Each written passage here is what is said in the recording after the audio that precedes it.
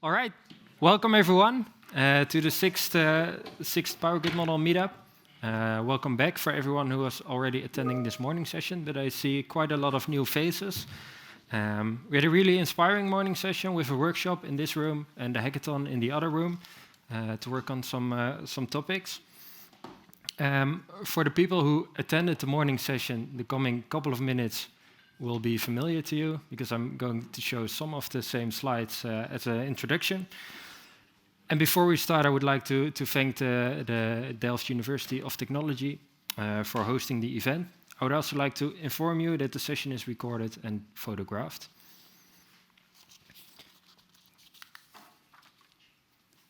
First things first, in case of emergency, please follow the exit signs. So there's one at the top and one here at the bottom. For the people online, don't drive and call, also not hands-free.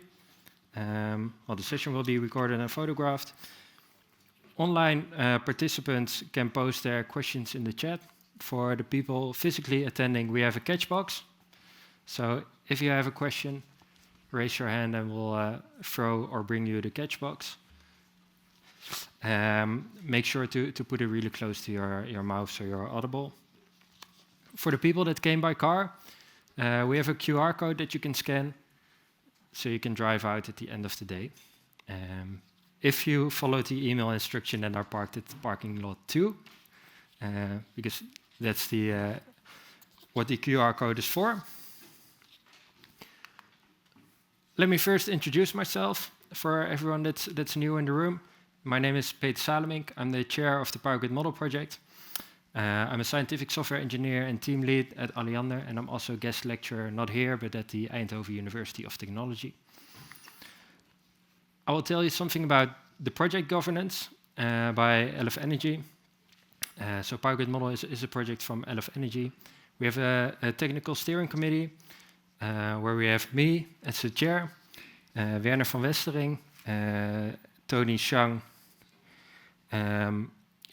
and Jaap Schouten as power system consultants, and Jonas van der Boogaard as open source consultant. We also have maintainers. So that's Nitish Barambe, Martijn Govers, Jen Wang, Jerry Guo, walking around with the camera, Santiago, Figueroa, Manrique, and Lorenas Yagutis at the back. And since this year, we have a new project, the Power Grid Model DS project, and therefore we also have some new maintainers. And it's Thijs, Baaijen, Vincent Koppe, and Sven van der Voort.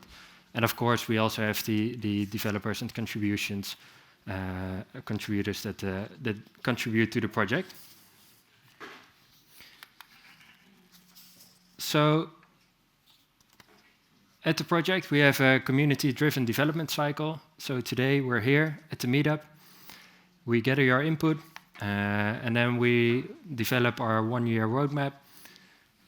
Throughout that year, we'll do development, gather input from the community, and then a year from now, we're here again at the meetup, and then we continue this cycle. So today, it's not just about sending. Well, the morning was interactive. The afternoon will also be interactive, but a lot of interesting presentations. But if you have some feature requests or general ideas or whatsoever, you can brainstorm with us, but you can also put it here on the feature request board. For the people online, please put your ideas in the chat. Then the agenda for the afternoon session. We start with a presentation from Udo from SOPTIM AG. They've contributed to Power Grid Model by implementing a new component, a generic branch, and he'll tell you something about the SIM CGMES data conversion using the generic branch. Then after that, we have a presentation from Jacco and Gerrit van Tilburg, colleagues of mine from Alliander. They will tell you about automatic correction of tap changer positions at distribution transformers. Then we have a coffee break. It's outside to the left. Afterwards, we have the keynote presentation from Professor Peter Palensky here from the Delft University of Technology about advanced computation options for power systems. And then after that, we have 3 short lightning talks. First of all, by Leo van Schouten from the TU Eindhoven about asymmetric line, which he has implemented in Power Grid Model. Jaap Schouten and Thijs Baaijen about Power Grid Model DS. They've given a workshop this morning, but they'll also give a short lightning talk. And Jasper van Casteren to give some insights in the perspective of a TSO, Tennet, about linear load flows. Then after that, one of our maintainers, Santiago, will tell you something about the highlights from the last year. So what did we do? What things did we add? What challenges did occur, etc. And afterwards, we have a closing. And then it ends for the people online. And for the people physically attending, we close off with drinks.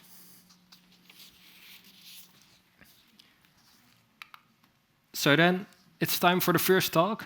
And I would like to introduce Udo Schmitz from SOPTIM AG. He's contributed the generic branch component to the Power Grid model. And he'll tell you something about the SIM CGMES data import using the generic branch. Welcome. I think you can take one of the 3 microphones. Welcome and good afternoon to my presentation. Thank you for the invitation to give a presentation here. I have been asked of the hows and whys of the generic branch and our contribution to Power Grid model. And my name is Udo Schmitz, and today I want to talk about CGMES data import into Power Grid model. Okay, first of all, I want to introduce my company SOPTIM and give you some background, and then I want to talk about the technical solution of the generic branch, and I want to introduce our SIM to CGMES to PGM converter. I should look at here, I think.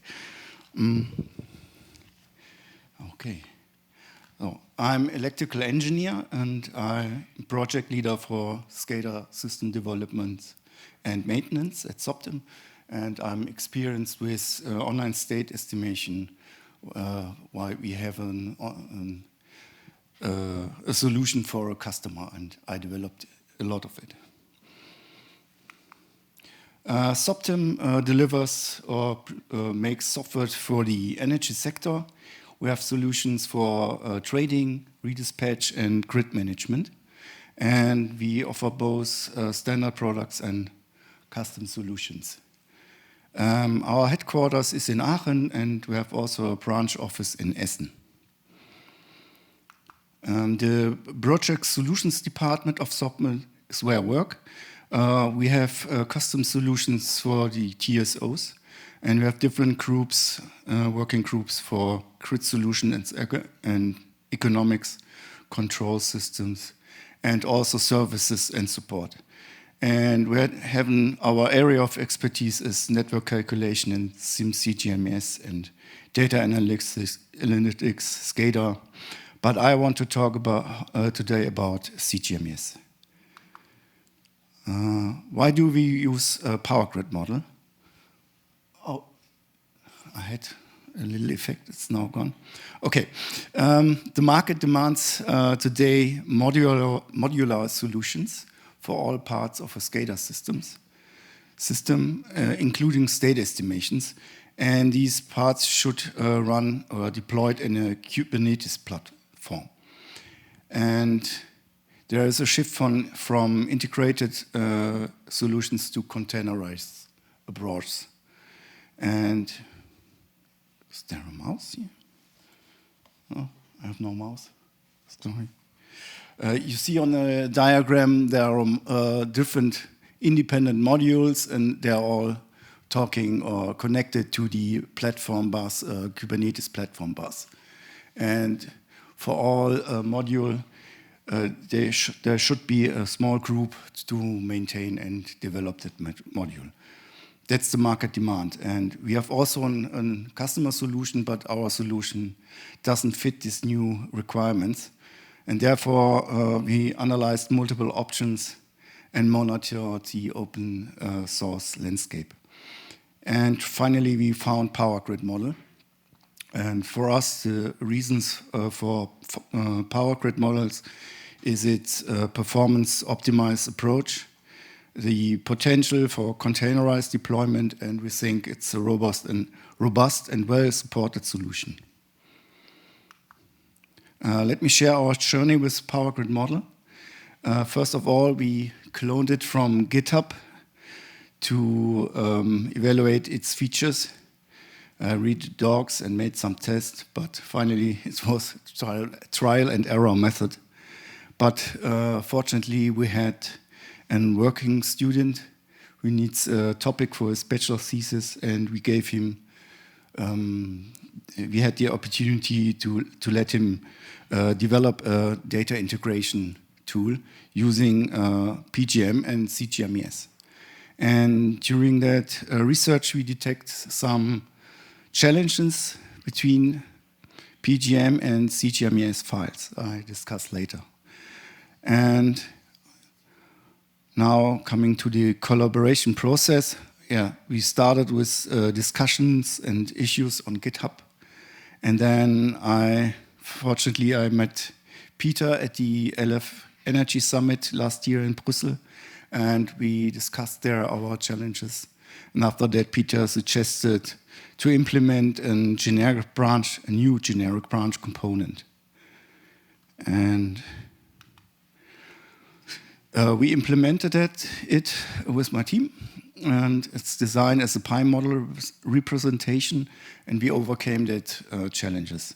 And now it's part of the official PGM code base. What has helped was the documentation, the high quality. We had a short integration guide from Peter, and the review process and feedback from Tony and Martin helped us too. And we love the welcoming environment for new contributors. Now, let me explain what SIM and CGMES are.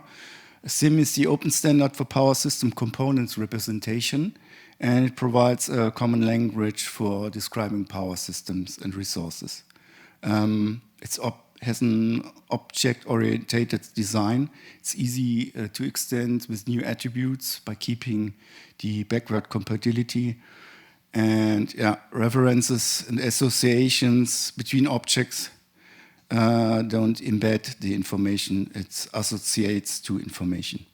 And the standard is RDF XML. In the diagram you see an example for a power transformer. So we see this object-oriented design. The power transformer inherits from the conducting equipment, which inherits from equipment. And the conducting equipment has references to the terminals, so you can see how the power transformer is connected into the grid. CGMES is a profile of SIM, especially designed for transmission grid operators in Europe, and it's used to exchange network data between DSOs. It consists itself of several profiles, and mainly named, we use the EQ profile, which gives you the physical grid components, the SSH profile with its connecting status and power set points, and the operation profile. The operation profile is not very common, but it's meant for measurements. So the topological profile you don't need anymore if you use version 3.0. So let me give you two examples. On the left, you see an example of a CGMES AC line. You see the class, the AC line segment class with its electrical values, and you see the associated terminals. And on the right, there's a great example. It's a power transformer. You see one winding class with its electrical parameters and the connections to the grid.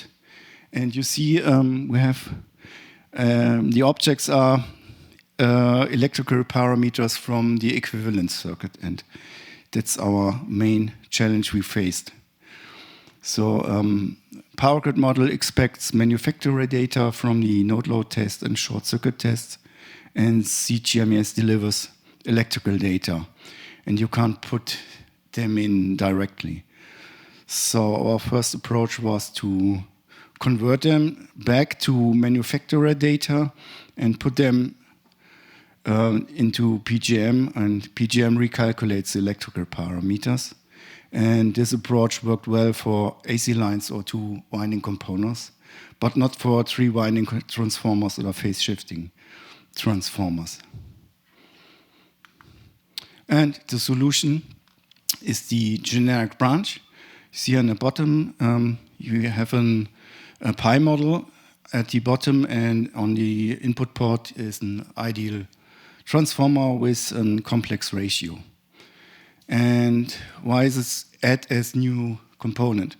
If we added the electrical parameters to all the classes, we had overloaded the JSON interface. So there was a suggestion to make a new component, and which this component is generic. Why you can model every component in the grid. You can model a line or a transformer. Here's some application. For 3 winding transformers, we need 3 different generic branches. For the high voltage side, you need one for the mid voltage side and the low voltage side. And you have also to give an additional node, and that's a star configuration. And also possible is to have phase shifting transformer. If you use this complex ratio, you can add a phase shift for symmetrical and asymmetrical phase shift transformers. And more detailed examples you will find in the documentation. So how do we process CGMES data?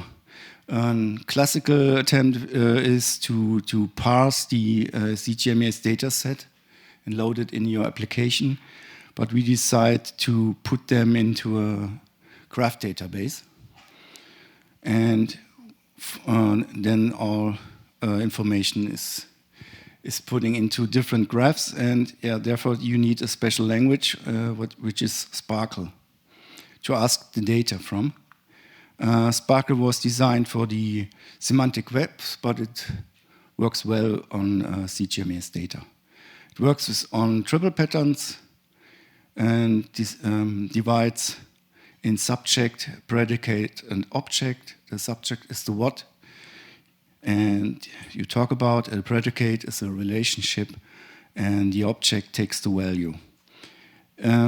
It's similar to SQL. So you have select statements and where, but it's designed for the RDF graphs. So here's an example. For an AC line, you see there the select statement. We're interested in a line with its name and electrical parameters, and the where clause makes the magic.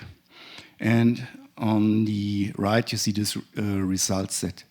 You see the subjects, AC lines at URLs, and the objects are given values, and the relationships are the terminals the AC line is connected to.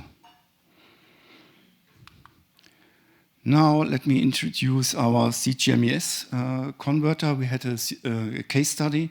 Therefore, we had built a converter for CGMES and PGM, and this converter is now open source. We have many features. It's compatible with CGMES 2.4 and 3.0. It works with the operation profile, but if you have no measurements, you could also simulate measurements. It has the ability to isolate non-converging substations, and it cuts out non-supported components. And it gives you detailed reports. The next steps for us would be to move forward to operational use. include an automatic isolation of non-converging regions and provide the state estimation results as SV profile. And we think we have a good chance in the market to integrate that new module. Here's some screenshots. You have a command line output with statistical information and a detailed Excel report. And in the Excel report, you find everything you need about the nodes, the branches, the measurements, the estimated values, and some statistical too. And bad values, bad measurements also. And okay. Thanks for your excellent work to Lars and Peter. And now I'm finished. Thank you for your attention.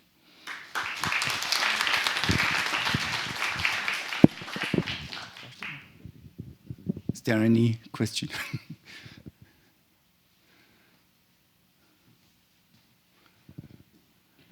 Hello? Yeah, that works. So thanks for the presentation.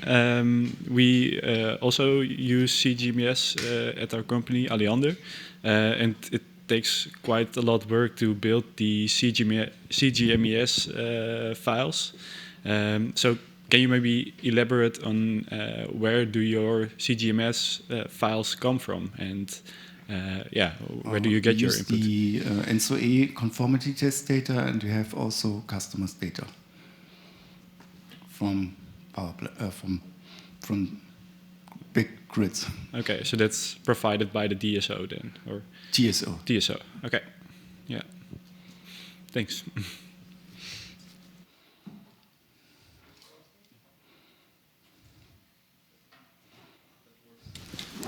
Hello.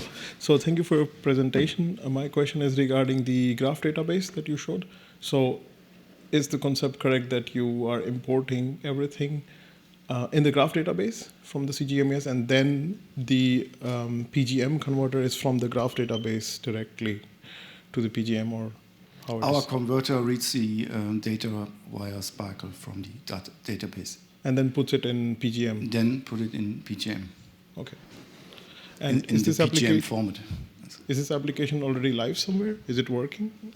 Is it modular and deployed in some system? You can download it and at the moment. Yes, okay. It runs. Thanks. It runs, and we will make an online version on it too in the next weeks. Thanks. Yeah. May I ask a question? This is about importing CGMES. Is there any plans of also exporting to CGMES? Maybe. Because you're using the power grid model also for designing, extending your network model with all the nice optimization features. So you would like to, I would think, export it. But there's no plan yet. No problem for us. Thank you.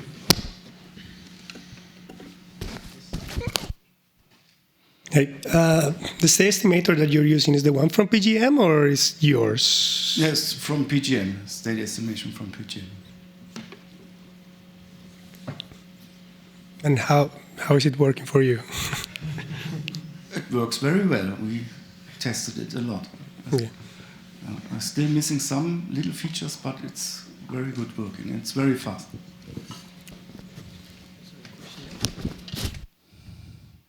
I was wondering about the choice for the graph database, because I think the CGMES is very structured data. So is there a specific reason you chose for a graph database instead of a relational database? No, there's... if you choose a relational database, you have make everything by your own. You have to parse the files and make some tables and so on. And the Geophysiki does it for you. Just import the files. Okay. There's no work for us. But is the master of graph databases. Thank you. Maybe I could elaborate on that topic, because I'm more of the graph database guy. So for CGMES, it's a common misconception that it's also structured.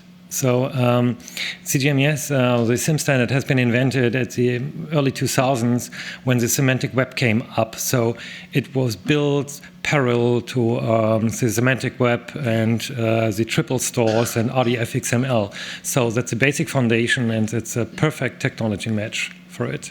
So it's, you just read it into the graph database and query the data you need, and it's really fast.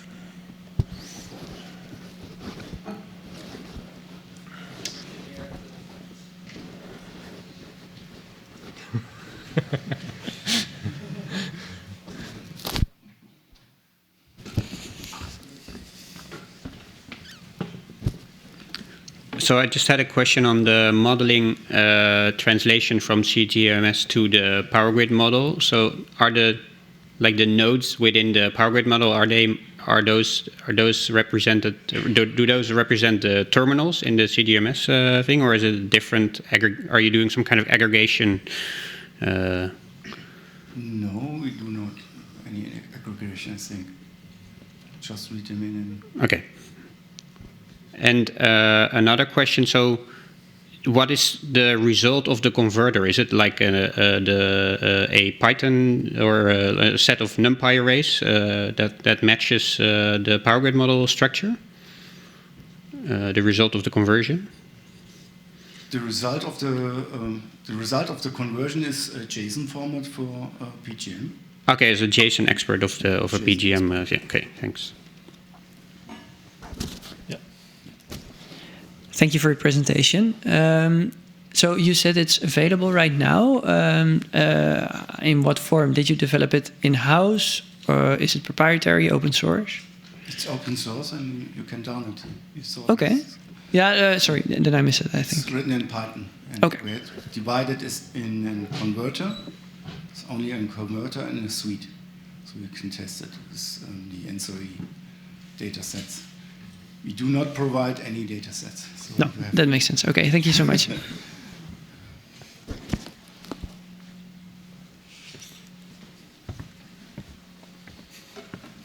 we go back.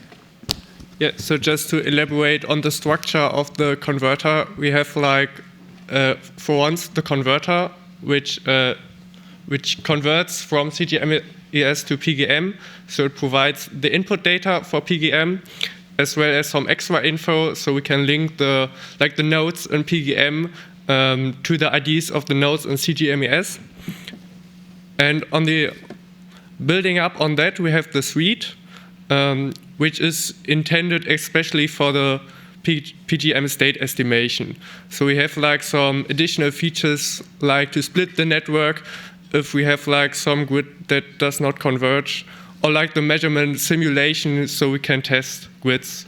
So there we have the possibility to generate measurements from the SV profile and test grids where we don't have real measurements.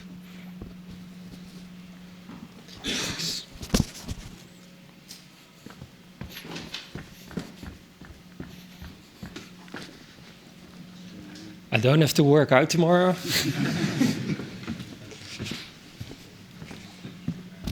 Yeah, throwing it from one side of the room to the other one is a little bit tricky. Thank you so much for your presentation. Really interesting to hear your experience in using the power grid model and also contributing to the power grid model. There's two questions I have. You mentioned the power grid model works very great for you, but there's a few missing features. So I'm hoping to see them at the end on the missing features on the future board. But maybe you can elaborate a little bit more about what features you would like to see. Bad data suppression, I think. We could make it also in our converter. It's not so. It's very easy, I think. And tap changer estimation. So you could bend, you could put the additional voltage to the estimation matrix and estimate the additional voltage, and from that you can estimate the tap. So that was one question, and the other question is maybe also a smart part of the question for Peter, I think.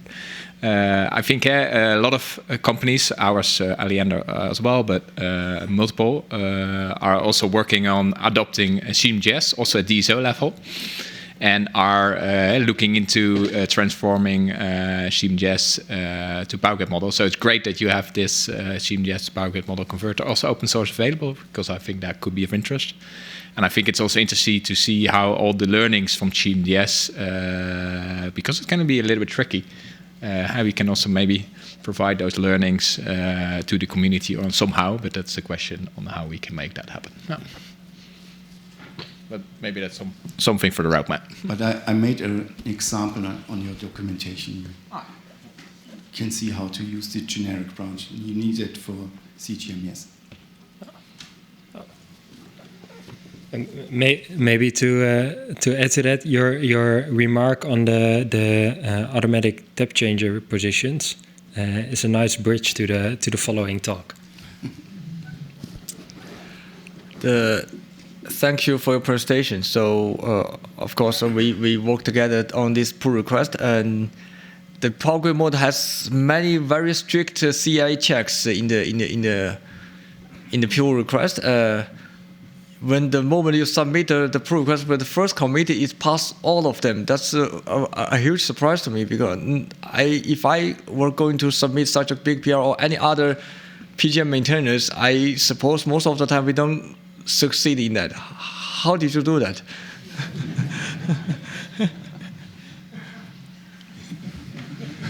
Just do it. Trial and error. Hard working. That's it. Any questions still? Yeah.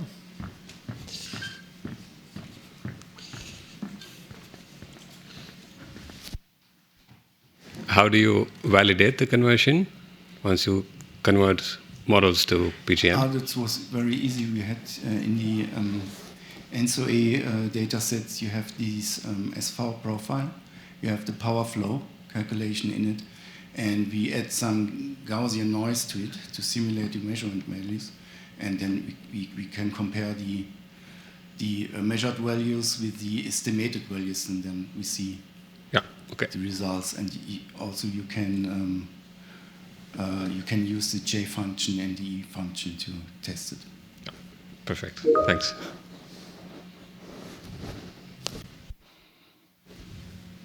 All right. There's one online question that just popped up. Yeah, then I think... Are we still having time? We have time for that, so go ahead. Robert Oel asks, I understood that PGM focuses on distribution power systems, while its GitHub page says PowerSys BI open load flow is meant for transmission grid only, transmission grid analysis. Udo said that SOPTIM is using PGM state estimator for transmission grids. Do you see any significant issues when using PGM for the analysis of transmission grids?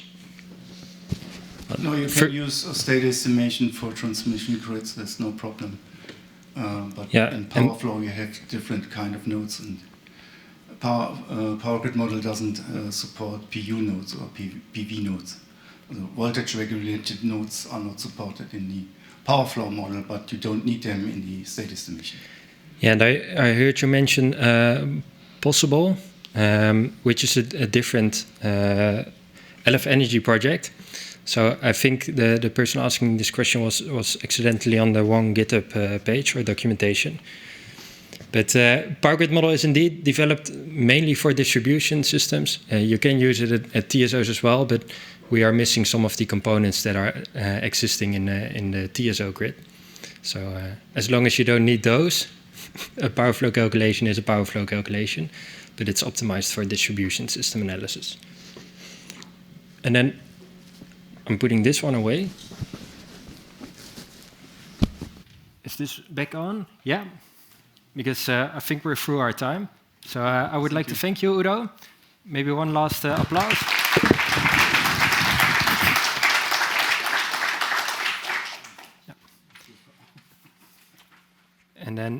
the meantime, I will introduce our next speakers while we make sure that our laptop is in Do Not Disturb mode. So for the coming presentation, we have two people from Alliander, Jacco and Gerrit van Tilburg. They will talk about automatic correction of tap changer positions at distribution transformers using state estimation and Bayesian machine learning. It's a long sentence, but it's going to be really interesting. So once the laptop is fixed, we can start, but I invite you already to the stage. Okay. Hello, everyone. My name is Jacco. I'm a data scientist at Alliander, and my colleague Gerrit is as well.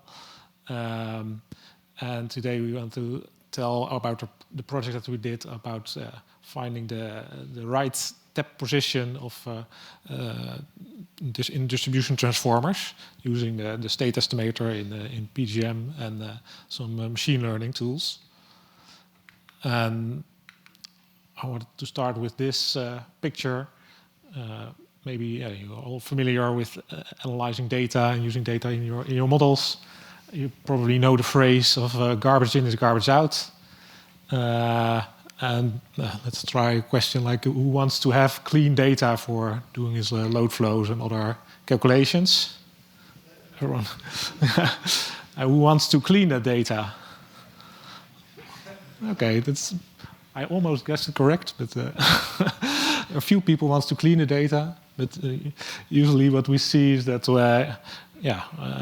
many people want it, but it's hard to clean, and you have different initiatives to improve it, but it can be hard, and people have to, for us as a DSO, often have to go to a certain location to inspect things, and it takes a lot of time, and all the mechanics have better things to do than just opening doors and looking at components.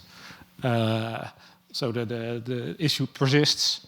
And people are getting frustrated and trying to circumvent the data issues in some way. So we thought, like, couldn't we? The animations are gone. So the text is over each other. Can we? No. Animations are gone. So sorry for a bit of a messy slide. The goal of the slide was to say, like, we have more and more measurement data also at Alliander. There's a figure shown here with. I'm working in a team where we have a lot of smart meter data that we can use in an aggregated way. It's called the Pulse system. We have also smart meters where we can read out the voltage, which are sometimes located at. So we have more and more measurements installed at secondary substations called LS meten, and we're creating a sort of overdetermined system which is very useful in the state estimation. But we can then maybe also use the state estimator to construct the right grid topologies, and there was some figure that maybe I don't know whether everyone is familiar with the state estimator in the power grid model. Basically, you could view it as like it's drawing a line between a straight line between the points that are the measurements, and it tries to adapt the line so that it's as close as possible to all the measurements, all the points. But there's still a certain distance between all points, and that is called the residuals. And so here are different points and a line through it. But the total distance that's still left after you have done the state estimation is the residual, and how big this residual can be a measure of how good your total calculation is. And if you can change things in your topology so that these distances become smaller, then you have done a good thing. Then you have found an error in your data and improved it. So why did we choose to start with the tap changers, so at the distribution transformers? So on the top right there's a picture of one, and the top left there's a more diagram of how this works. It is like usually at like 5 positions that you can choose from, and they tune it so that the voltage at the low voltage is not too high or not too low. But they can also change it, so sometimes the real one is different than the registered one in our system. And we already knew from other validations, here's some validation where we compared the measured difference between the highest and lowest voltage in per unit with the calculated one from different systems. So we knew that we are quite bad in doing voltage compared to calculating loads and currents. So we knew that we had to improve on voltages, but it's very hard to do because we cannot now not use our measurements because your tap position could be wrong, and then you're totally screwing off your measurement because it's if you're like 5% off, then you couldn't have done maybe no measurement at all and be better. So that's why we knew that this occurred quite often from our experts. So that's why we choose to start with the tap positions, and also because the differences of one tap position off is so large, it would be relatively easy also to detect it. So then the solution we developed consists of 3 different steps. First, we have to gather the topology. Gerrit will talk more about that. And then collect all the measurements to combine it for state estimation. And then loop a lot of times over the state estimation to find the most optimal tap positions in this kind. So not optimal for operating the grid, but optimal for reducing your error in your state estimation. So Gerrit will talk more about these first steps.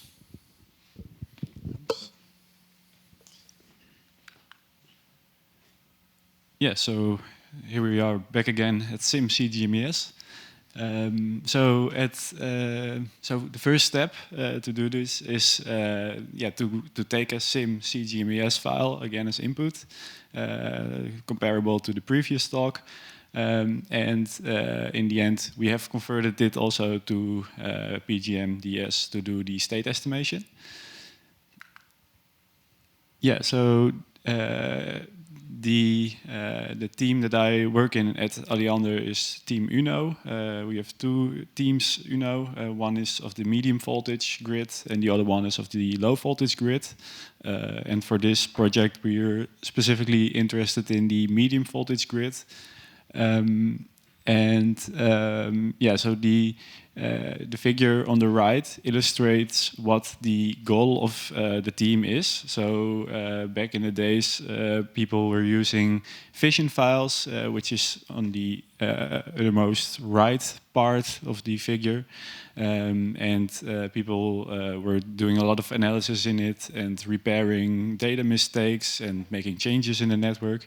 But we want to have it such that these changes are made in the database and that you can extract a medium voltage grid on demand. So with one click on the button, you get your medium voltage grid, and that's done in the SIM CGMES standard. So I don't have to explain again what SIM CGMES is, but the idea here is that we provide the SIM CGMES file, and you can use that to create a vision file. I'll get back to that in a minute. But you can also convert it to PGM-DS and do other stuff with it. Yeah, so the main use is for network analysts and architects at Alliander to have a schematic overview of the grid. And on the right you can see how that looks like in Vision. There's also a low voltage version of it, and that's called Gaia. And you can use it also to do all kinds of calculations. So for example, load flow or short circuit calculation. But in the end, the main purpose is to answer questions like, does this customer fit in the grid? Or how should I design the grid? So if there's a bottleneck somewhere, what would be a good place to maybe place a new cable or so? This also helps to prevent faults and congestion on the medium voltage grid. But in the project we used it to convert to, back in the day it was still called APG, but nowadays it's PGM-DS. To do the conversion, or to explain the conversion, we made a small subgrid, or a small version of a grid. We called it OS Hello World, or Substation Hello World, and it's the most, not the most minimal version, but at least a very minimal version of the grid. So it only has one high voltage, medium voltage transformer, and two lines going from the medium voltage bus bar to other bus bars. This is how it looks like in CGMES and in PGM-DS. So on the left you can see that we have this CGMES grid with a nice visualization, and it has about exactly 67 nodes and 66 edges. And in PGM-DS it's a lot smaller. You can see that the conversion makes the network smaller and easier to calculate. In the previous talk, there was also a question about would there also be a way to go back, but I think we lose a lot of information in the conversion, so I'm not sure if that would work for us. But this is how the conversion looks like. So in this project, we did a calculation per feeder, and the feeder is a part of the grid. So typically, a primary substation has about 10 feeders in it, and we do the calculation per feeder. So this is a general outline of such a feeder, and you can see in the legend on the top right what the different components in PGM are.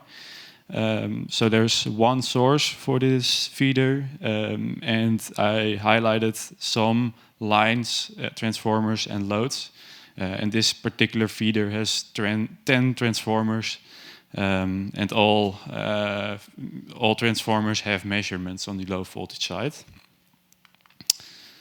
Then the next step is to collect and combine measurement data. So now we have the topology. And in this project, we want to, for each time step, do the state estimation and estimate the actual deposition. And this is the image that Jacco also showed. And it shows where we put the measurements from our systems. So we have, on the top, you can see the voltage measurement. And on the lower voltage side, we also have voltage measurements, as these are particularly interesting for the tap changer estimation. And we also have some other measurements, for example, the power. We do this for each feeder. And in the end, we have for a feeder the voltage measurements, power measurements, and we sampled for 1 month on a 15-minute interval. And we use that for 15 feeders to calculate the estimated depositions. And out of these 15 feeders, we have 155 transformers, of which 75 have measurements. So not all of them have measurements. Now we go back to Jacco again. Yeah, thanks. So next step, we have now gathered all our data. So now we want to do a state estimation and then to tune the depositions so that the error of the state estimation, the residuals, are minimized. with some algorithms to predict the best tap position. Well, a naive way would be to try everything, but even if you only have 5 tap positions with quite a simple feeder like this with 10 transformers, you have way too many combinations, even for the power grid model to calculate them all. So this is not a very efficient way, and we have far more complicated feeders than this one. So we have developed 2 approaches. One, a greedy method using maximum likelihood, so just only the highest probability, and one Bayesian method, which is a bit more sophisticated, but also takes a bit longer, which calculates the probability of a certain tap position to be correct or incorrect, and is less probable to be stuck in a local optimum. So first about the greedy approach. So instead of trying all tap positions, you start with the current registered tap position, and then you try go for each tap position. You go 1 step up or 1 step down, and see what the residuals are then. And then the step up or the down that has the highest decrease in the residual, that's the one you choose. So and then you do it again and again until there's no better solution found. So it's quite straightforward, also a bit blunt, but turns out to be also quite effective. It was helpful to also consider non-integer tap positions, like decimals ones, to see, to make smaller changes, so that you also could see a little bit about how certain are we about a certain tap change of position that we found.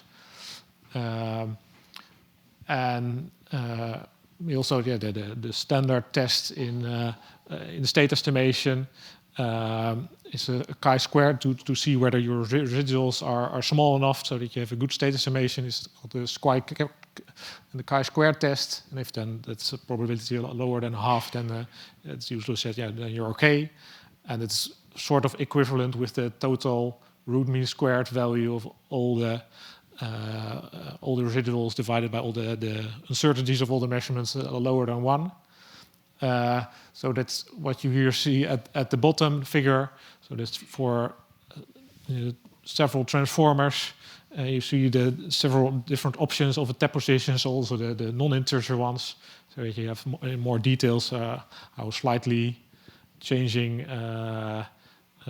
configuration would change your residuals. And then you see that for most positions you're way below 1/2. RMS value of 1, around 1/2 is the optimum value, and it takes a few integer steps, a few decimal steps, to go over that error band. And in the top view is then you see the original registered tap positions in blue compared with the found ones with an uncertainty estimate, and the uncertainty estimate is from this figure below, where the root mean squared value is still lower than 1. And you can see that quite often our best fit is found to be different than the registered one. There's one transformer, the first one, where there was no measurement, so we couldn't find the best tap position.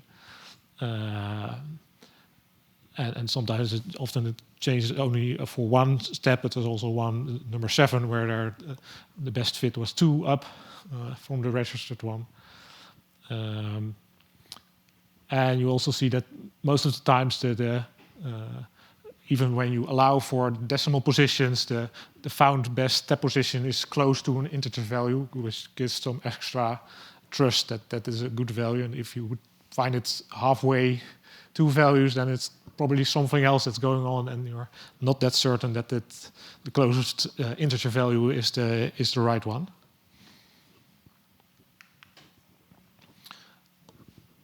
And also we produce lots more figures where you can see, because that's an important question that we ask ourselves: how good are these optimal depth values? Are we certain that this is the real? These are the real ones, or are there other sources of error which could screw or the image that we have of the grid? Can we not say very confidently that this is the real value? But an important one is to look at the total residuals, and we see here that we start with the initial depositions with a root mean squared error of more than 5, and then after we optimize them, we are at the root mean squared error of less than 1/2, so a big improvement. So we are very certain that some of the depositions are wrong, and quite okay that we found the correct ones in this location. So this was a rather blunt method. We also thought, can we do a very fancy method, really calculating the uncertainties in a statistical, very, very fancy way. And also, this greedy method could, in theory, be stuck into a local optimum.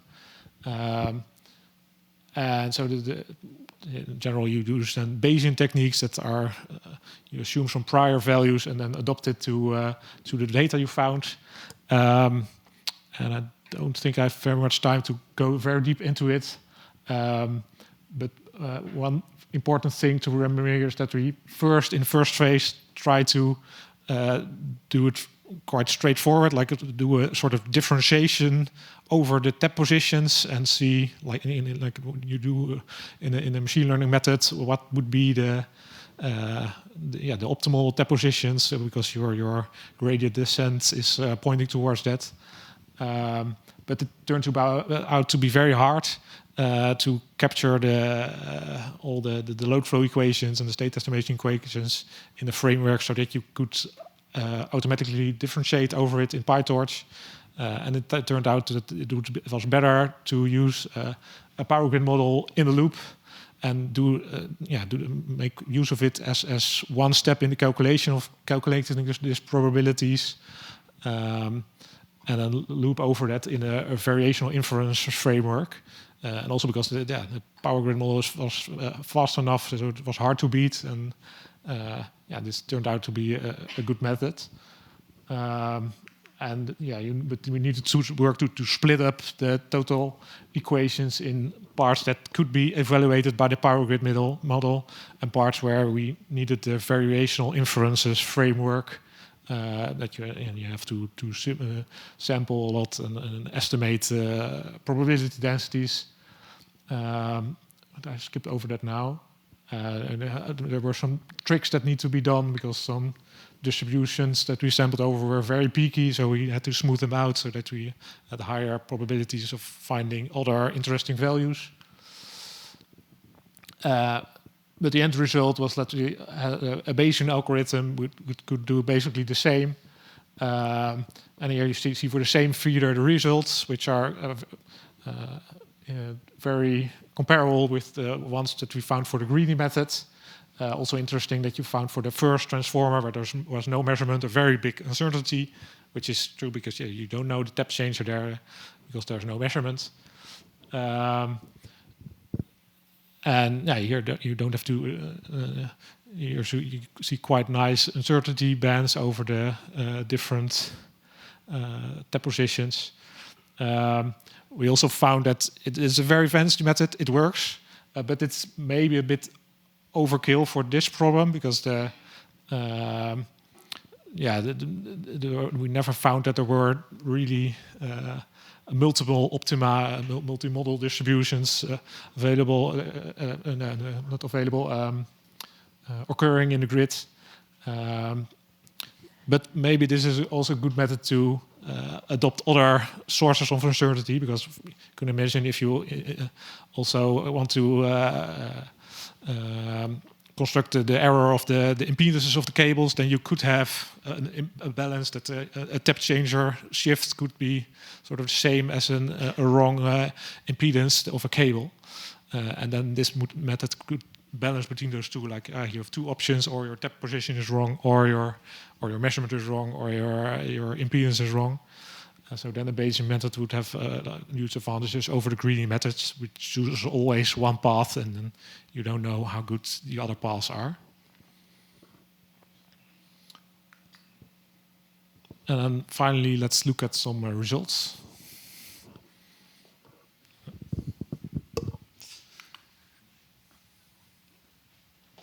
Yeah, so for the results, I will focus on one feeder, which is the same feeder that Jacco used. And we can compare both algorithms or both methods. So this is again the plot that Jacco showed. And later on in the year, the first transformer also had measurements. So that's why this figure is a bit different. The first transformer also has a best fit tap position. We can see that for this particular feeder, 6 out of 10 transformers seem incorrect if we only use the greedy algorithm. The best fit is always a bit higher than the integer value, so there's still some work to do there. We can see that the integer value of the best fit falls within the error bars that correspond to the chi-squared test, that makes us, it gives us some confidence that these results are good. And if we then compare both algorithms, so in this figure, the crosses are the registered tap positions. The red circles are the results of the greedy algorithm. And then the other model, the Bayesian model, provides us a posterior, which is a distribution. And we use violin plots to give an indication of the distribution. And we can also look at the maximum a posteriori estimation, or the MAP. We can use this to conclude that both algorithms agree. And then if we look at the results for the entire, or all the feeders that we calculated, we have 155 transformers. Those go in on the left, and out of those 155, not all of them have measurements. But those that do have measurements, we can calculate the results and look at the final error. And the final error gives us an estimation using the chi-squared values whether the result is reliable. So the wrong tap position might not be the only data mistake in that particular feeder, but when we can fit the tap positions such that the error becomes small enough, we have and both methods agree, then we consider those reliable. And then in the end, out of those 61, we see that about 50% do have incorrect tap position registered. Now, sorry that this plot is in Dutch, but we can extrapolate these ratios for the entire grid of Alliander. So we estimate that we have about 40,000 transformers. And I will not go through the entire figure, but in the end, if we use the same ratios, we expect to correct about 3,500 tap position in transformers, which is quite a lot. And we hope to do this in the next phase of the project. So to conclude, we can also use photo validation. I provided a picture on the right here. So we have a project going on at the Alliander. People make photos of the in the secondary substation, and we can take a look at that. Jacco and I discussed before the talk: is this in position 2 or 1? Not sure, but it can be used to do some validation. And again, to stress, almost 50% of the registered tap positions seem wrong. And this method can also be used to do or to check other properties, such as the cable properties, as the impedance. And finally, we want to repeat the calculation periodically to accurately model the entire medium voltage grid at Alliander. And that's it for today. Thank you.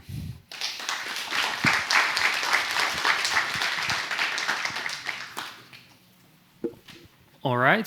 Thanks a lot. We don't have time for much questions, so maybe let's see if there's a question in the chat first. No, because the rest can hit you up during the coffee break. I saw a hand being raised here. Thank you. I have a question about the transformers that don't have measurements. Is there something that you're planning to do to maybe kind of guess the best tap position, the most probable, maybe using the methods that you presented or something else? Yeah, I think the plan for those transformers is to start measuring them. So we have a project going on at which we place sensors in more and more secondary substations, and when we have those, we can use that. I think. Yeah. Do you want to add something? Yeah. First, the measured ones are also the most important for us because we want to use the measurements also for medium voltage calculations, but now we can't. So those are the most important, and there will be more measured in the future. Another option. We see you need a measurement. This method doesn't work without a measurement. Another option we see that you could go into the low voltage grids to the first smart meter from an ordinary household and read out that voltage, and then you have to calculate a bit of the voltage drop over the low voltage grid.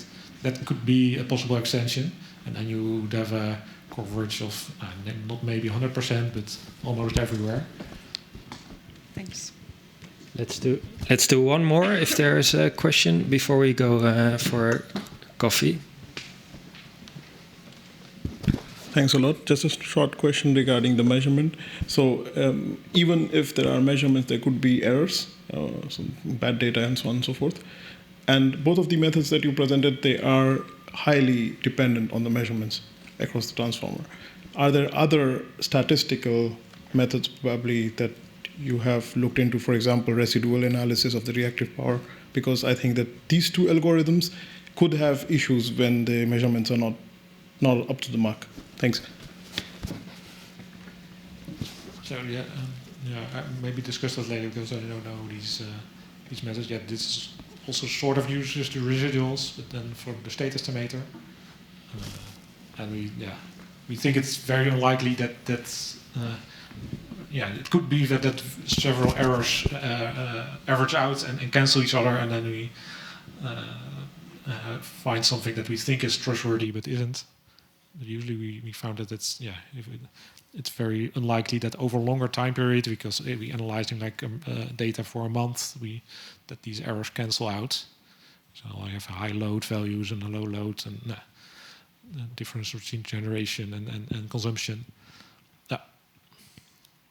All right. Well, thank you for your presentation. Let's give them one final applause. And then for the rest of you, we have our coffee break. So coffee will be served outside to the left. And for the people online, we'll see you back at 2:40.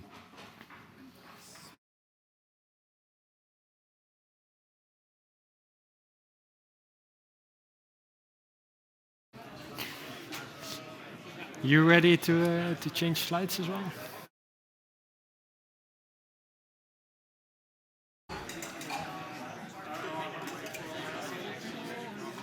All right. Is it working? Yeah?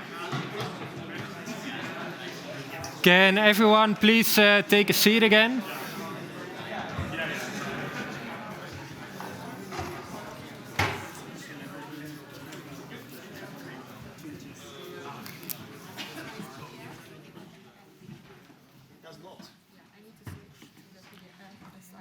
Oh, because of the...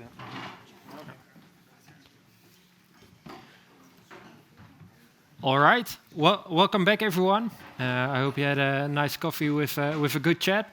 Well, we are at the Delft University of Technology, and I would like to introduce you to our keynote of today. That's given by Professor Peter Palensky, and he will tell you something about the advanced computation options for power systems. So welcome. I'll give you these in advance, and then the slide should be ready. All right, thanks a lot.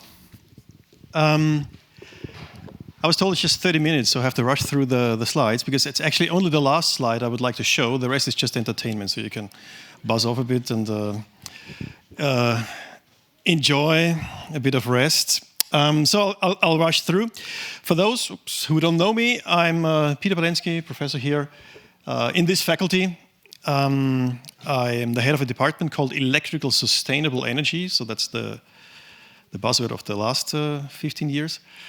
We are around 200 people working on power engineering, so generation, conversion, storage, grids, and so forth. Before I came here, I'm here since 11 years in Delft, and before I was a bit more mobile and worked in different institutions and continents, but always in the field of smart grids and power systems and these things.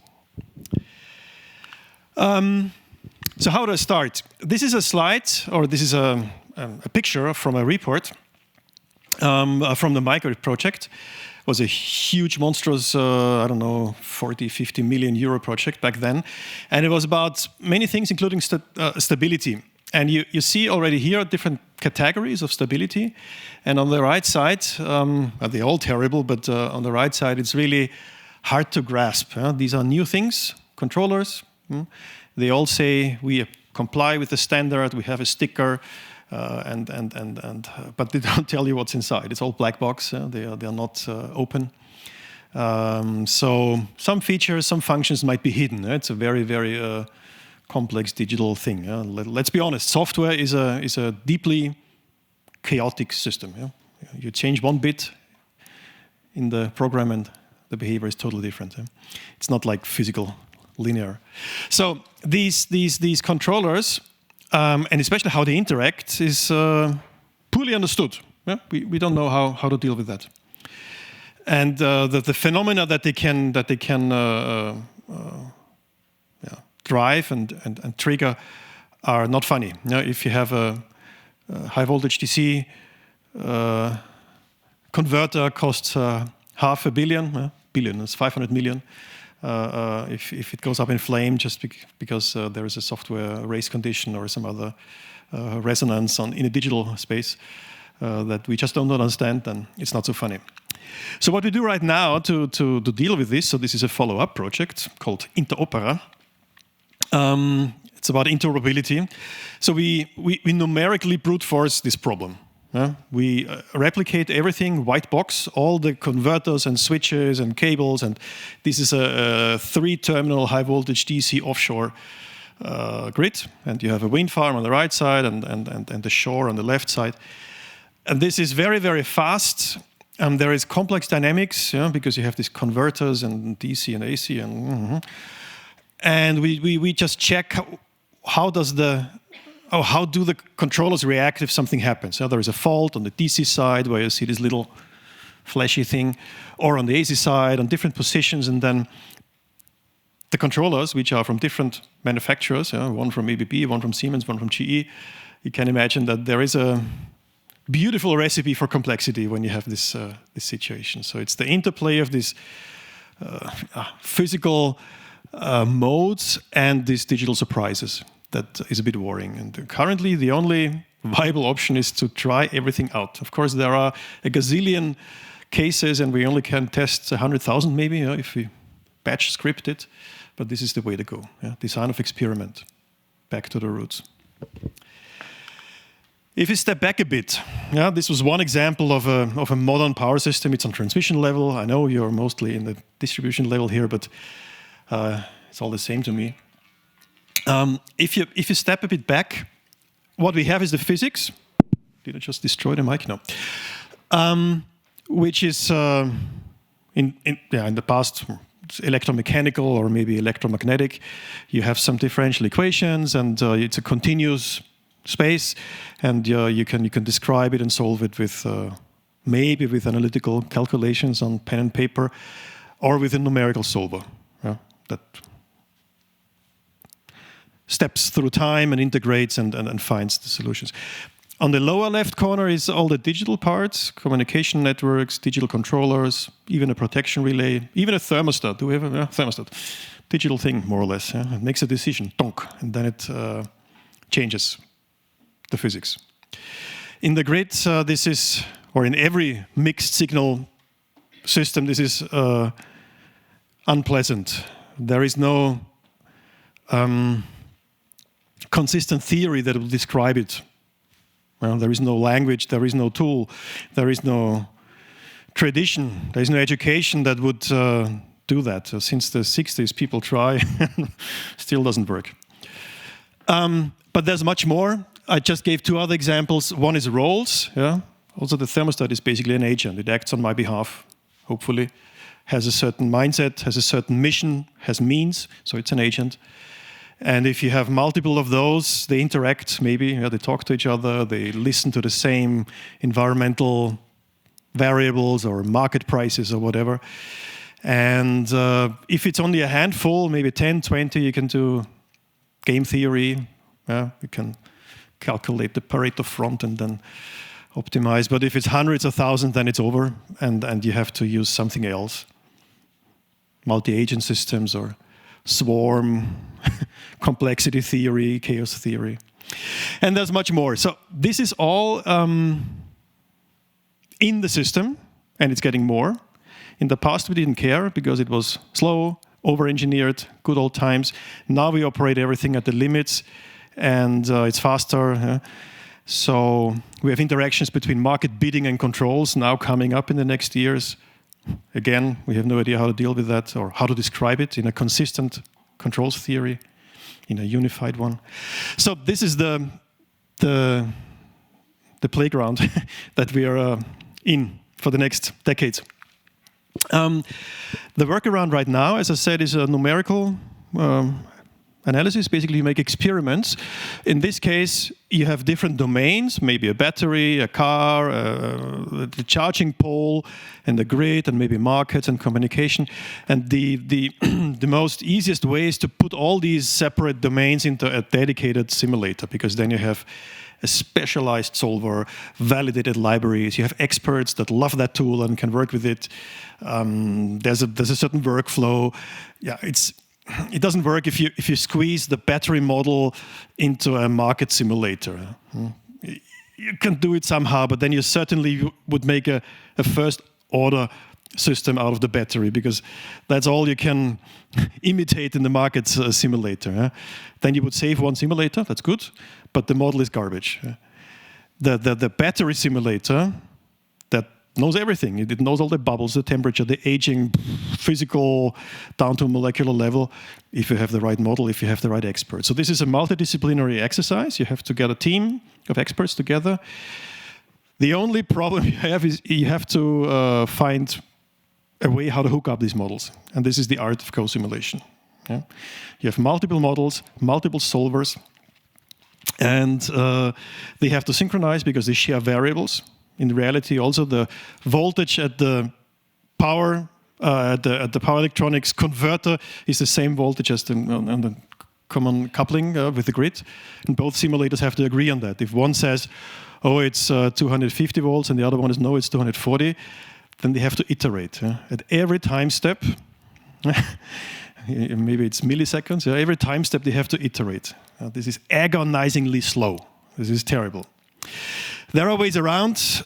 I could talk for hours, but usually it's not fast. It's good, it's very accurate, but you have to have time. So performance is a problem. How to interface, there are certain standards that help. And also handling scenarios is really difficult, because ideally you would have one description of all the topologies and parameters and environmental conditions and so on. And if you would like to make a parameter sweep or some optimization, you work on that project file. and that's it. But in such a case, you might have 7 different project files and in different formats, and binary, and another one in XML, and so forth. So this is, yeah, it doesn't make life easier. But this is what we are right now using in research and also in projects to solve problems. We hook up simulators. Sometimes it's called a digital twin. Let's not discuss what it is. It leads to nowhere. But in the end, it's a model with some purpose. It's hopefully useful. And there are many dimensions. I just picked 2, how to categorize them. And if you ask me, even if you have a time series archive, so recorded something, for me this is also a twin. It only tells you the past. It will not tell you the future. It cannot tell you scenarios. It only tells you one thing, but it tells you something. So it might be of use. What all of you might have in mind when you speak of twins is something, a dynamic model. So it shows you all the behavior, not a snapshot. And it can also show you the future, maybe. If it's faster than real time and it can work with forecasts and scenarios, then it can maybe tell you what will happen tomorrow. So that's the platinum level of these twins. But all of them have their purpose and have their use case. One tool that we have used in the last couple of years, and I think 90% of the people in this room as well, is everything that we were given by the glorious field of machine learning. Of course, it was boosted by other domains, by the Twitters and Facebooks and Amazons. They needed that for other things. That's where it comes from, labeled text, labeled pictures. That's where all this deep learning comes from. And we are now jumping on that and abusing it for our purposes. Of course, we need physical explainability and physics-informed algorithms, so we have to do them ourselves. But these are a few activities that we started or that we participate in because it's just one of these computational options that we now have. We didn't have that, 10, 20 years ago. Now we suddenly have it, and we try to make it useful, reliable, so that people also accept it. We also have to include it, of course, in education. I guess that's happening everywhere. We have online courses and campus courses. We also made a student, I don't know what it is. Is it a hacking space or a club? It's a student-driven room where they can do projects. It's not a lab where the technician stands behind you. They have lots of freedom there to do things together. Digital Energy Studio. I don't know if it was part of the program. Maybe not. So I'll give you now a few examples of what has happened in the last months. One was to think of the human in the loop. How do people interact with all these new tools? Initially, we sometimes called them autopilots, and then all the operators just ran away and said, forget it. Now we call it copilot, and it's much more acceptable. But in the end, it should be a little helper. When messages come in, if it's 2 messages per day, then it's okay. Then the gray-haired gentlemen that usually sit in that room can discuss and make a decision. If these messages come every 10 seconds, then no. We have to pre-digest it, maybe already on substation level, make 80% of these decisions autonomously, and maybe escalate only a few to the operators where, again, maybe there is a dilemma and this copilot gives me 5 options and then I can choose one of them. So this would be a way how to make human intervention and machine learning and more informed tools compatible. I'll skip over that. Another one is uncertainties. So we are now entering, I think, decades of uncertainty in all levels of our society. This is a rather trivial one. Something happens and we would like to know how it progresses. And I'll show you now different levels of complexity. So this is now a physical future. There is, uncertainty. We don't know all the states, of the switches and transformers out there. So depending on that and maybe other things that we have not under control, the system might move in some direction or in another direction. Yeah? And so a multiverse of options unfolds the moment you have an event. And you would like to know, what are the most likely ones and how serious are they? Should I do some preventive action, some switching, some other reaction to that event? So this forecast is getting more and more important because of this increased level of uncertainty. And the faster you can do that, the better. I'll give you 2 examples. Here is a voltage stability. Yeah, very simple example. The voltage collapses, and depending on how long it collapses, the outcome is different. Yeah? Sorry. Oops. God damn it. How do I stop this? So if it's just a short while, the grid recovers somehow. There's maybe some load shedding, some other things are happening in the grid, but it survives.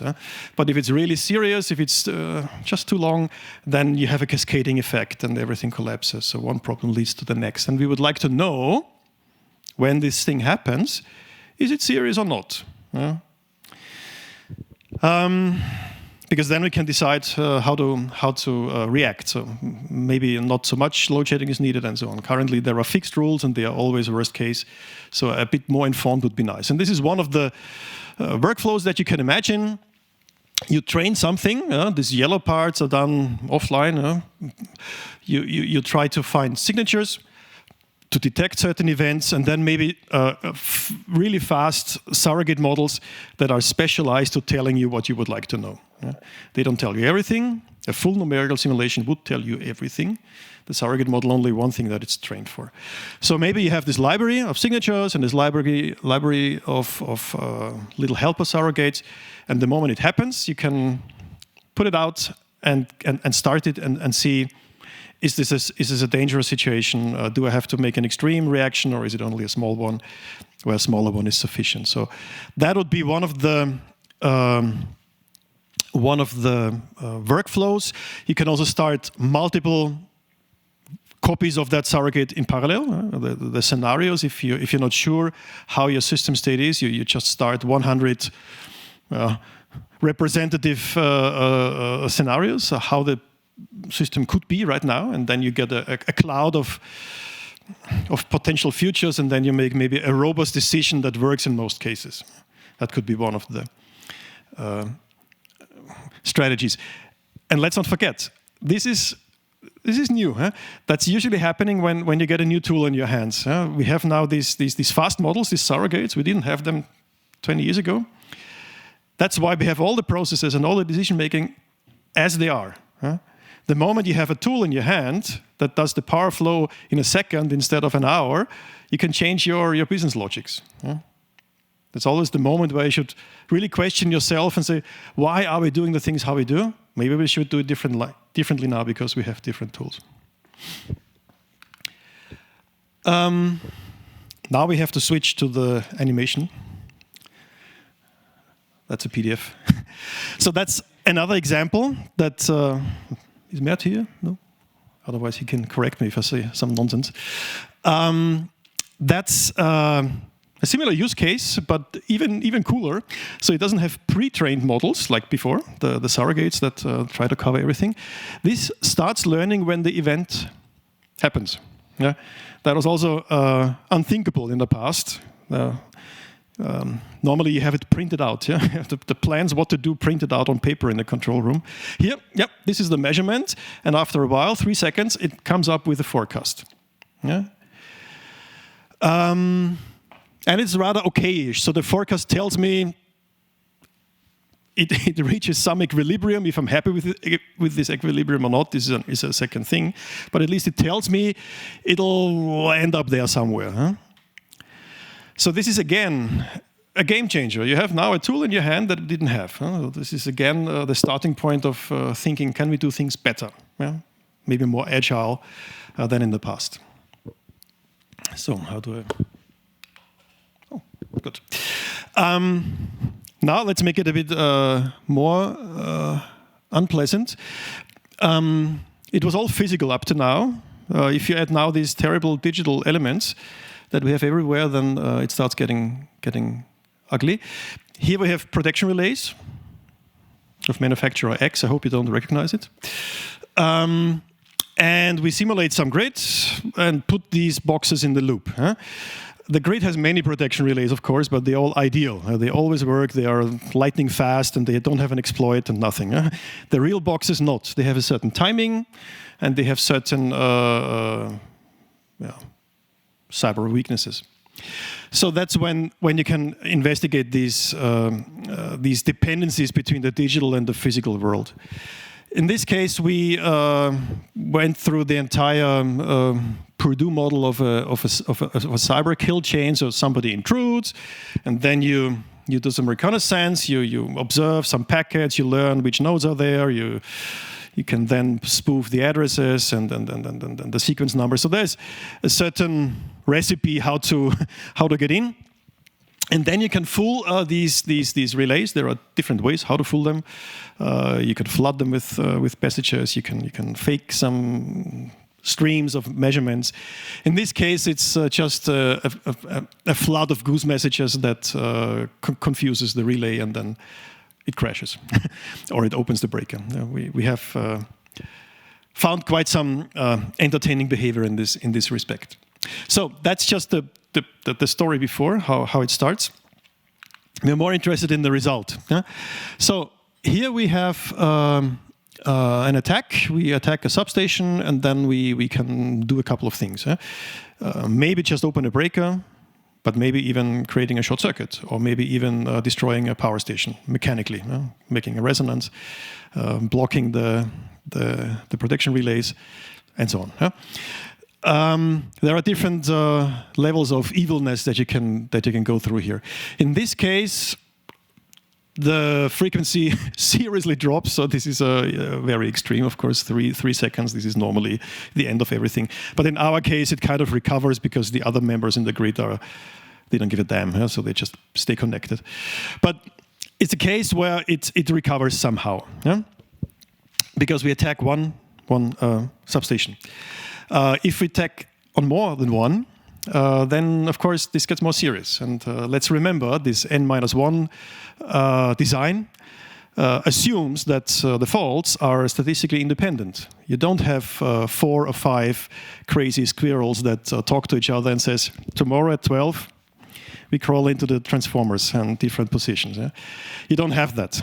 Also a thermal aging thing is not synchronized. That's why N-1 works. These things don't happen at the same time. In a power system attack, in a cyber attack, this is the easiest thing you can think of. You can start a script and it attacks at 100 positions. So you need N-N security. So in this case, different attacks were done. And of course, it's easy to start a cascading effect. So our students, of course, they reverse engineer the dynamic equations of the grid, and then they know exactly where to poke.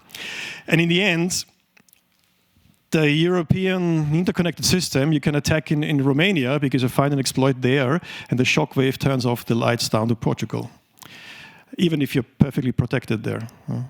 This is what we are in. So that's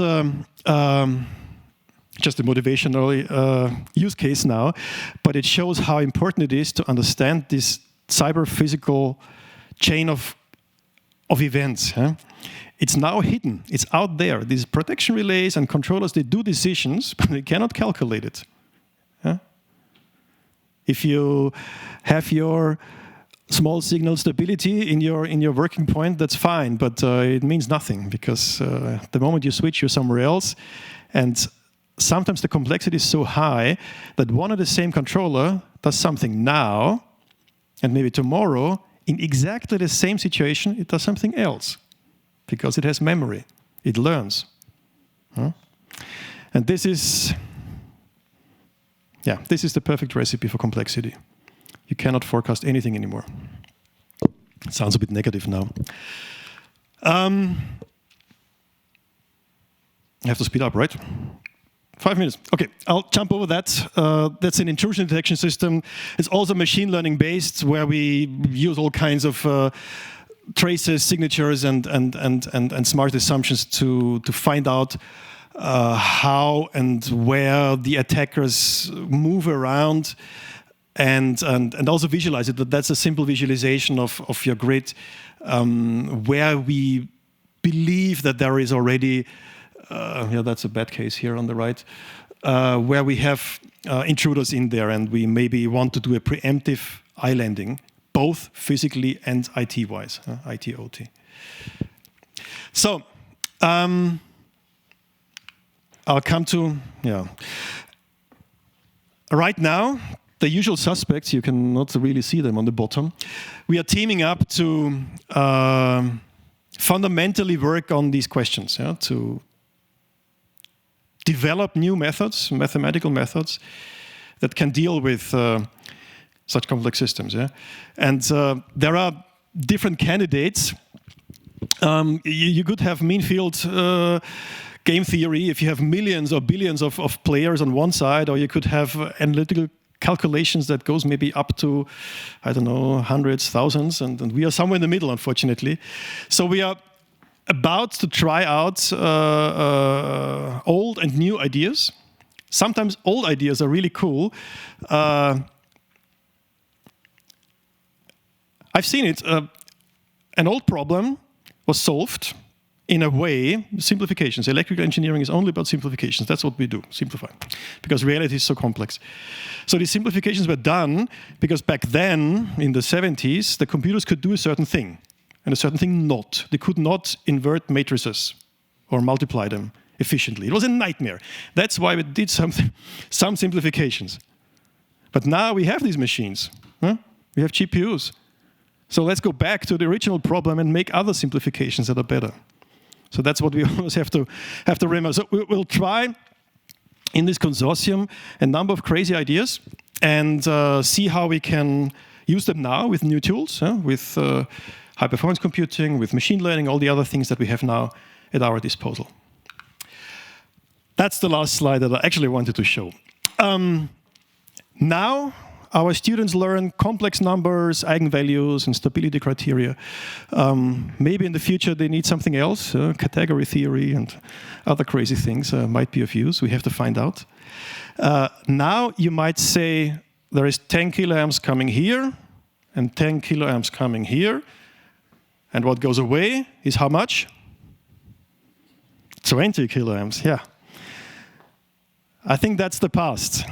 In the future, we'll have a distribution, at least, maybe more. Maybe it's even, maybe it's a vector of features that describe something. Maybe even IT compatibility of signals. If you do planning, if I place the elements in my planning, of course, capacity I can calculate statically, maybe dynamically. But is the protocol compatible? Is there any complexity, race conditions? These things also have to be represented somehow in my primitives. And I need an algebra to add it. If I have flexibility, in this neighborhood I have 5 flexibility, and here I have 3 flexibility, and on the market somebody asks for 8 flexibility. Is 5 plus 3 8 in flexibility? Maybe there are dependencies. Maybe it depends on something external, maybe on each other. Exclusivity. These things. Right now, we work with scalars. I think we need something else. So these are all ideas that we have to work on. So we have to open our minds. Engineers are notoriously conservative. But remember, our grandfathers, the physicists, they had a similar moment when you observe the stars and you calculate with Newtonian mechanics, and it usually was kind of okayish. But not fully. It's not super accurate. Something is not working. So then they invented other celestial objects that could explain why it's moving differently, but it was all it was not good. Until we had relativity theory, and suddenly, it works. Of course, it's not intuitive. The space is bent, or if you have quantum mechanics, it's not intuitive anymore. But it works better than than before. And we might have a similar moment in the future. Now 10 plus 10 is 20, but we might open our hearts to more creative ways of running and designing and planning and operating a power system. Thank you.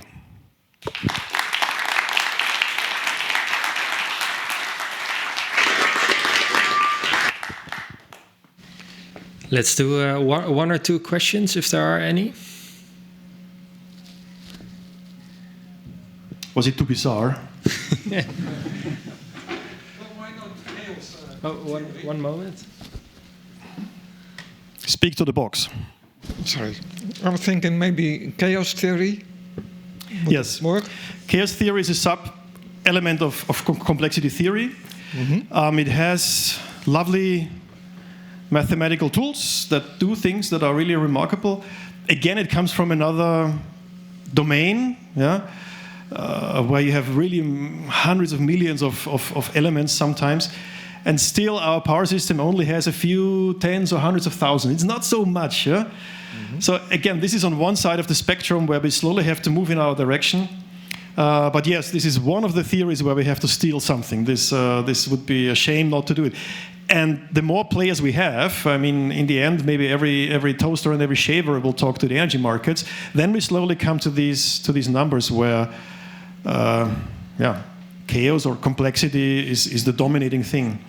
And we see it now already. All these grid-following inverters, the most stupid elements that you can wish for in the grid, they do whatever they want, and then you have the consequences. Yeah.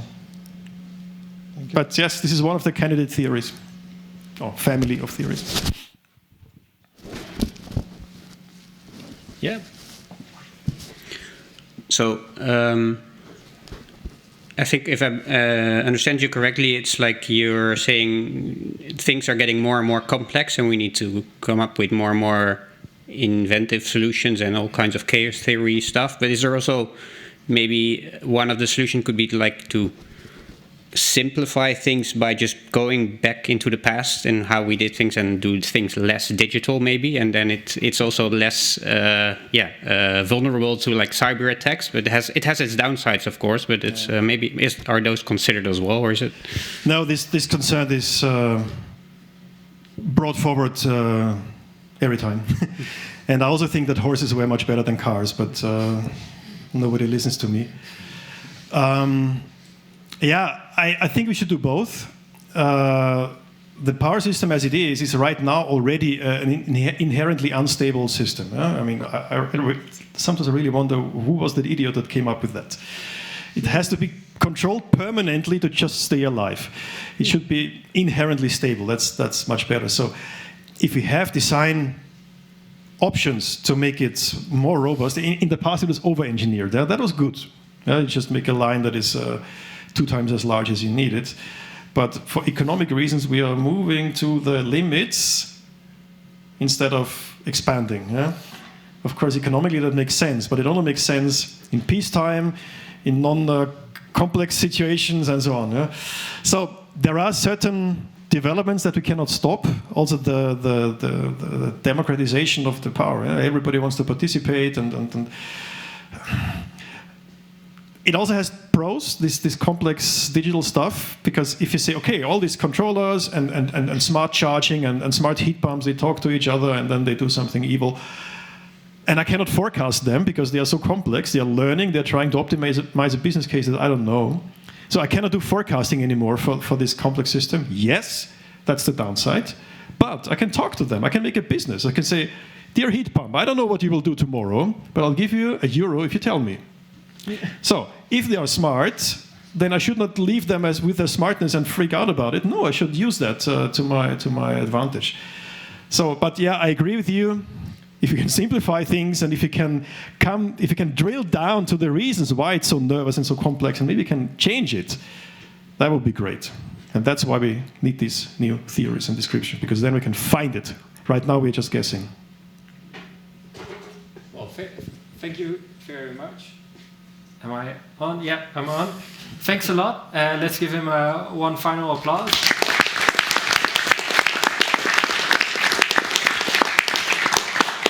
And then we're going to move on to the next part of the afternoon, which is the lightning talks. So now you'll get 3 really short presentations from 3 presenters. And the first of them is Leo van Schouten from the Eindhoven University of Technology. So maybe good to know, there's no room for questions during the lightning talks. So if you have any questions, write them down or remember them and ask them during the drinks afterwards. So Leo has contributed to the asymmetric line feature at Power Grid Model, and he will tell you something about it. Can I take any of these? Yeah. Hello. Okay. Yeah, so indeed, my name is Leo van Schouten. I am a PhD candidate at the TU Eindhoven, and I contributed a new feature to Power Grid Model, which is called the asym line or asymmetric line. Asym line is a abbreviation.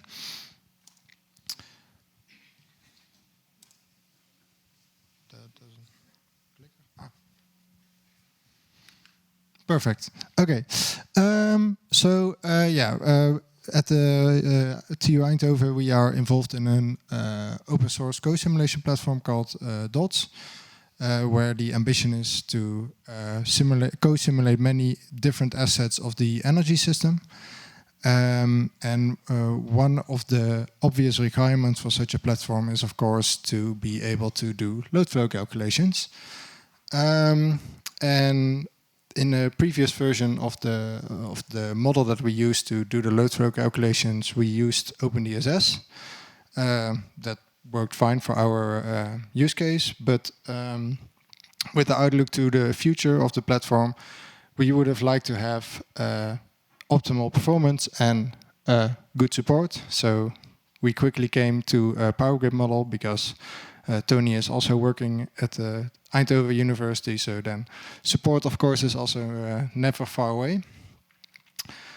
So the wish was born to migrate to PGM, but it was lacking a feature that we used in OpenDSS, which is the asymmetric line.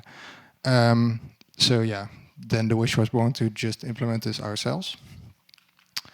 So what is it exactly? The asymmetric line allows us to model cables with self-resistance, reactance, and capacitance between conductors. So this is used in asymmetric calculations, obviously, and it enhances the capabilities of analyzing multi-phase power systems. So that's quite nice. So what would be a typical input? Well, you supply, of course, the reactance, resistance, and impedance. Yeah, well, at least for each phase. Each of these parameters has a input matrix with 4 phases, A, B, and C, and an optional neutral one. And then you supply it in some kind of matrix format where you, in the diagonals, supply the impedance reactance to itself, and in the rows and columns to the other phases. The neutral phase is optional. You do not have to supply that, but it is possible. So what does then the calculation look like? It's first we calculate the impedance matrix, and then with that impedance matrix we apply a Cron reduction as noted down here. And then we've basically done enough to just let the power flow calculation do its work, and then we get the output as expected. I would also like to tell you something about the cooperation process. I thought it would be a nice idea to let Copilot generate a comic about this. Well, this is the result. I'm not very impressed by it, but I thought it looked funny, so I added it in. I think the cooperation with the PGM team went very smoothly. The idea was born, and Tony already quickly said to me, maybe you should read out to this to Peter. And then Peter provided me with some steps to execute, and then the ball started to roll. A pull request was quickly in the making. So that was quite nice. And then, I started to get to work, and I had a lot of discussions with Martijn and Nitish. And eventually, we came to this nice result. So that was good. If you would like to see the feature in itself, it is in the documentation. There are examples available as a Python notebook, so enjoy that if you're interested. And then there's also, of course, documentation and example that I just mentioned. And that's the feature.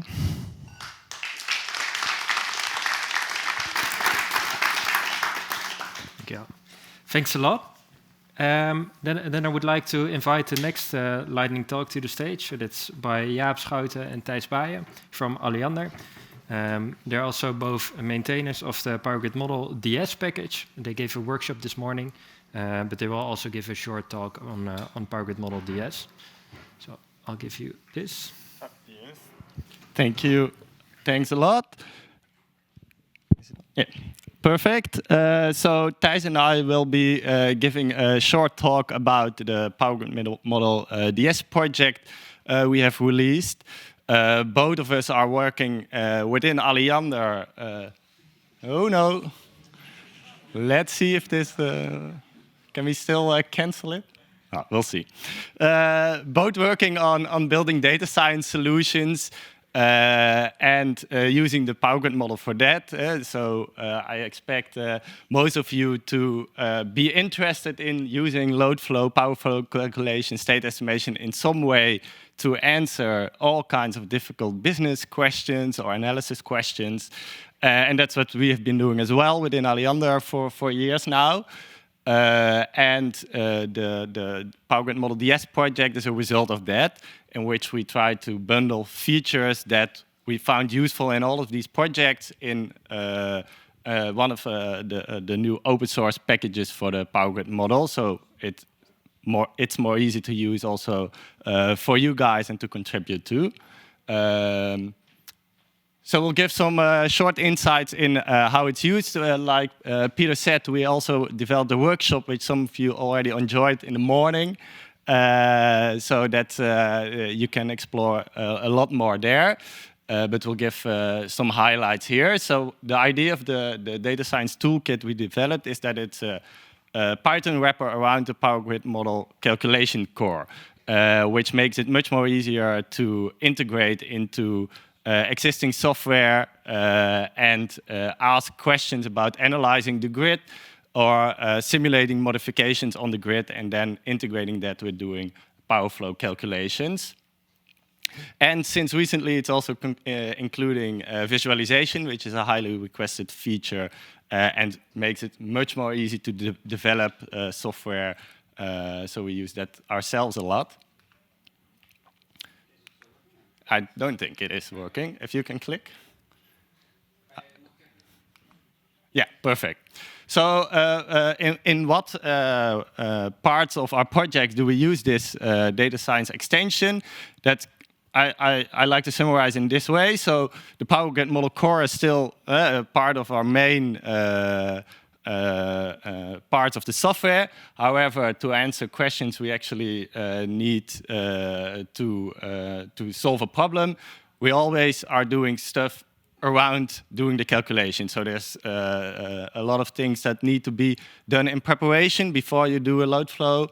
When there's an output, we want to interpret that in some way. And then in a lot of the things we do, we're simulating changes in the network to see how that solves a problem. And that's what the toolkit makes a lot more easy, I hope. So some of the things that you can do with it are asking questions about the network. So in the preparation phase, that may be, are there any cycles in the network which you might want to exclude? Analyzing paths in the network to see if it's configured correctly. When you get an output, the most common question we ask, is anything overloaded in this network? So you can write easy methods on the grid to analyze this for your use cases.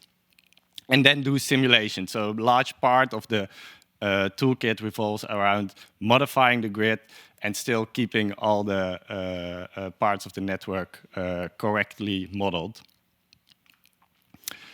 So that's what we're going to show a little bit, and Thijs is going to show how it works. So we start with how the power grid model interface is now, which you might recognize if you're used to the power grid model, and Thijs will show how we extend that. Yes. Yeah, so this is the power grid model interface. It's basically you provide a dictionary of things, and then you put it in the power grid model, and then you get your results. What we do is we have a class-based or object-oriented based approach, and we have a graph representation and an array representation, and the array representation is really similar to the power grid model data model.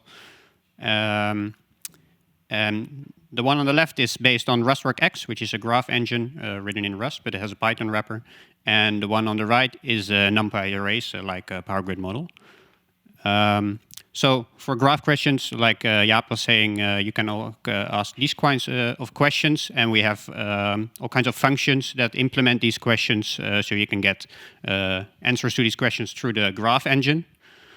And for the array is mainly to make use of the attribute values that are in the array, so you can do the load flow analysis, or you can store extra values on your array to store extra information on your assets, something like that.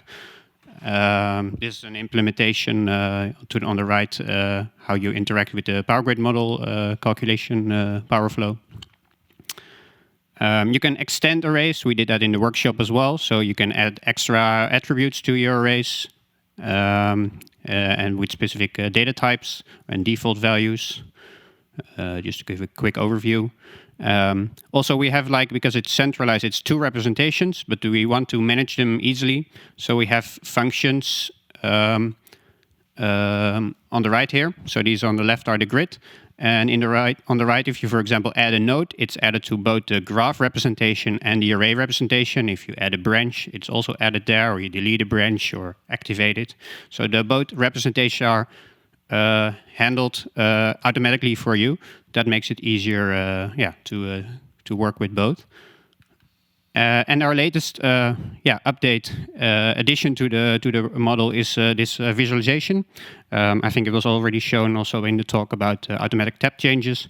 That was the old visualization. This is the new one, and it helps a lot with debugging your data or visualizing which lines, for example, are overloaded. All kinds of features. So we encourage you to try it out. If you didn't join the workshop, it's available as the Power Grid Model workshop repository. You can just do it and check out all the features, and there's also a lot of documentation. That's it, I think. We hope you can join us in our journey here. Thank you.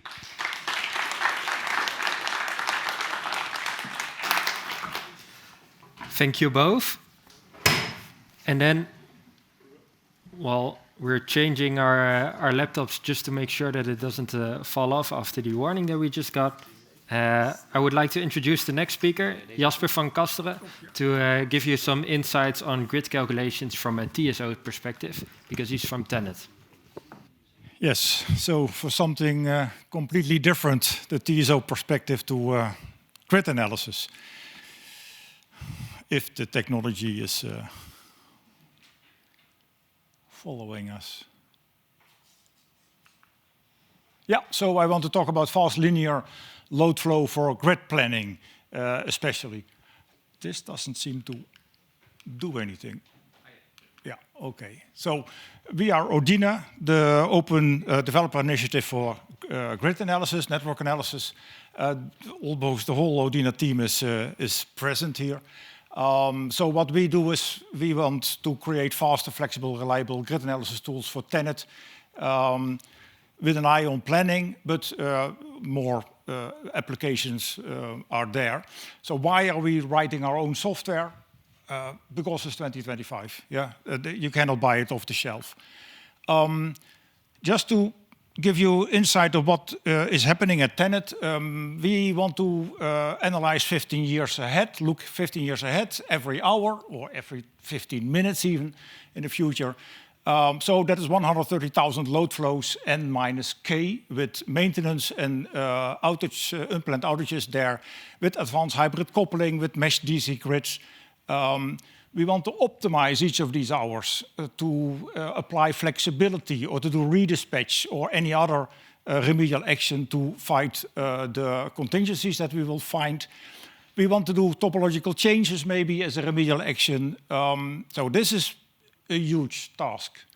So just doing load flows is already 40 million load flows. If you have 10 scenarios and you want to do a little bit of trial and error, you come up with 40 million load flows. It's tens of millions of load flows. So how to do that? Well, we think the only solution is linearizing everything. So we can do a linear load flow.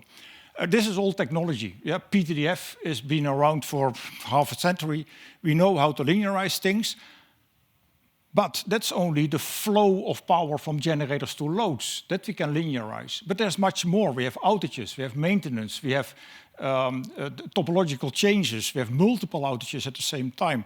So if we want to linearize it, we should be able to basically capture any change in a network that is important for us. We should be able to linearize that.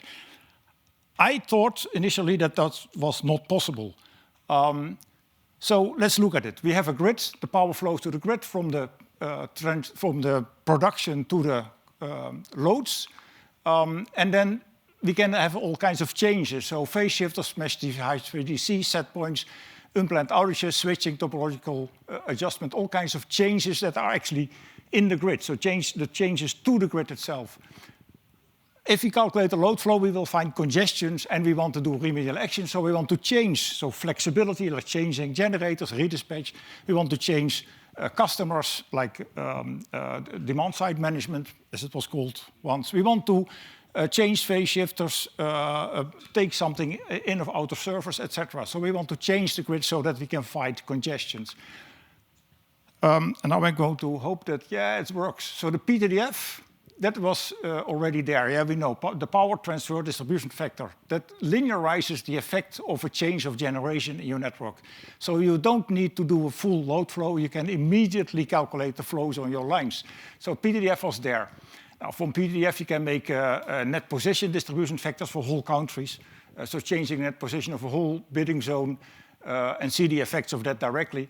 We have power generation distribution factors. That basically is all the same thing. So this was easy. We already had that. But then we have outages, LODFs, line outage distribution factors, already there. What we made was multiple outage distribution factors. So multiple outages at the same time, simultaneously, really calculated really fast what happens to that. Oh, that was not my purpose. Let's go back. Then we have injection outage distribution factor. Generator fails, just the generator, just trips. What happens in your network? Can you linearize that one? And then DCDF, etc. So the change of set points of a DC connection. So this was difficult, but we managed to do that. Well, our mathematical geniuses sitting here that were able to tackle that. And then we came up to this switching topological adjustment. Can you actually open a switch and still linearize the effects? I thought that was not possible, but Joost, my colleague, managed to make a bus split distribution factor and a bus merge distribution factor, tackling topological changes in a linear way. So for us, this whole picture is now complete. So this is what we call the brain of Odina. All the linearizations that we need are now there. So we talk about unified distribution factors now. We have a unified method to tackle all these changes and do really, really fast load flow analysis for our purposes.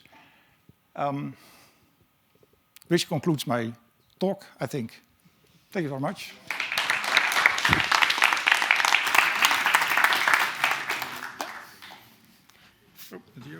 Thank you very much. To also get some insights from a TSO perspective.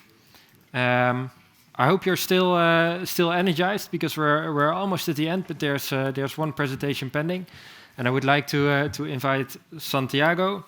He's one of the maintainers of the Power Grid model, and he will tell you something about the highlights of the past year. I'll give this to you. Thanks.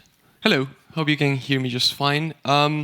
So yeah, hopefully you still have some energy left. I'm gonna walk you through some of the highlights from the PGM team and the features and the things that we have been working on the past year, basically from when we had the last meetup. So the last 2 quarters of last year and the first 2 quarters of this year. I'm gonna mention just some of them, some things that we think are important, but there are many more. So let's begin with a milestone that we wanted to share. It's that we have reached 3 million downloaded, and the downloads per month keep increasing. So that's very nice. I will make a disclaimer. This includes the automatic CI downloads and such, but it's still a pretty nice number that I think is worth sharing with you all. So community keeps growing. Now into the highlights themselves about the features. About a year ago, on the last meetup, we introduced the automatic tap changer algorithm. At the time, it was an experimental feature. Right now, it is completely supported. It is completely out there. It's been there for a while. And not only that, but we had added a few further improvements to it. So to mention them, we have added a binary search method or strategy. So basically, if you don't really care whether the tap position is the highest voltage possible one or the minimum voltage one, but you just want to find the right tap within the voltage band as fast as possible, well, you have it available already. And very recently, we have included the step-up transformer support for automatic tap changer. So if you want to find automatically the tap position, then you have a step-up transformer, so basically you want to increase the voltage, then there you go, we have it for you. This is one of my favorite highlights personally. We worked a lot on this, and we called it columnar data. If you're familiar with Power Grid model, you're probably very used to having the row-based data. That's basically how we used to handle data before.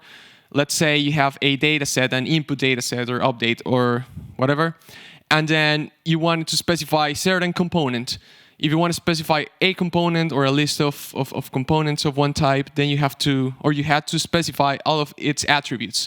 And even though there are some attributes that are not mandatory for certain calculations, internally they are, let's say, initialized, occupying some memory, which can be very costly if, for instance, you have a very large batch calculation and you have, it has a very big, or it could potentially have a very big memory footprint. And then we introduced columnar data. This changed the perspective a little bit, and what happens is that instead of having to specify, or instead of defining all the attributes of a component, then you will only create internally the attributes specified by the user, right?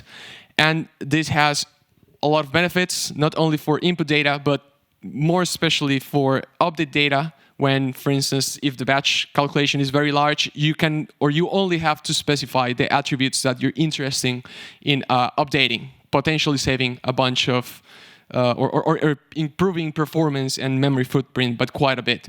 And before we could output only the components that you were interested on, now you can output specific attributes as well and reduce the memory footprint there as well. So that's one of my personal favorites. And if you are more interested in knowing more about the details and such, you will find an example on how to use it in the Power Flow example in the documentation.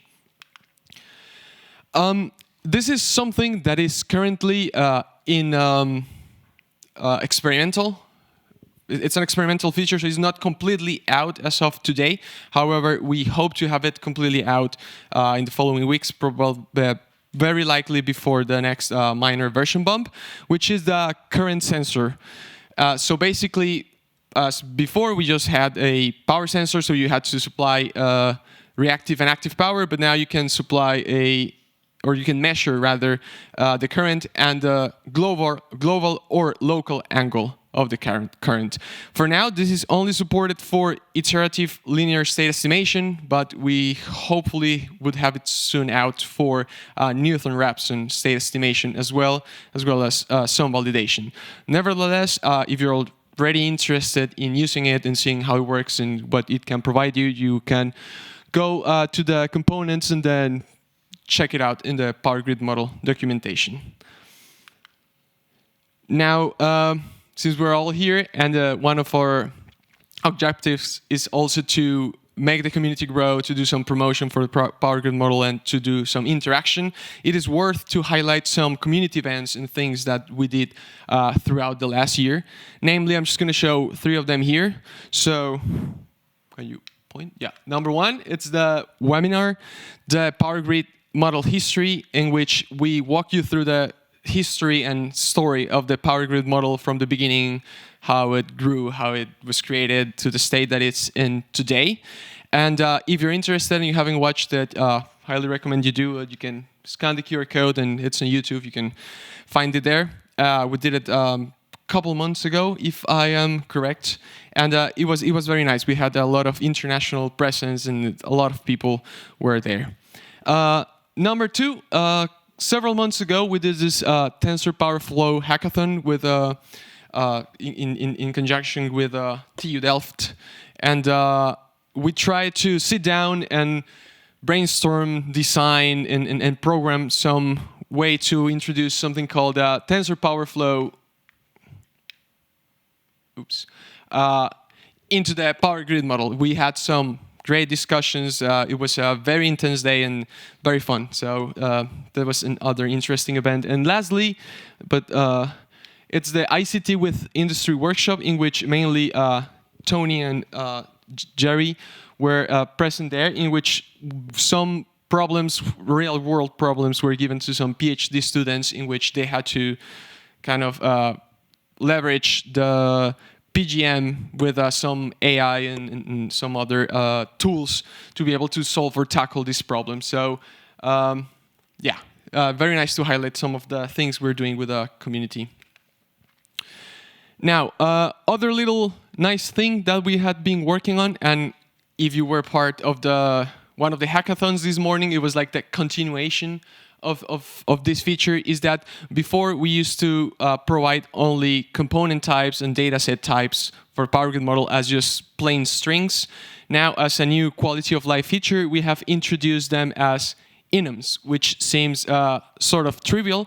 However, we do provide backwards compatibility, and the problem that this solves is that now you can have type hinting, which you don't have previously in strings, and just saves you a bunch of mistakes and errors that you can make both as a developer of Power Grid model and as a user. So something nice to keep in mind.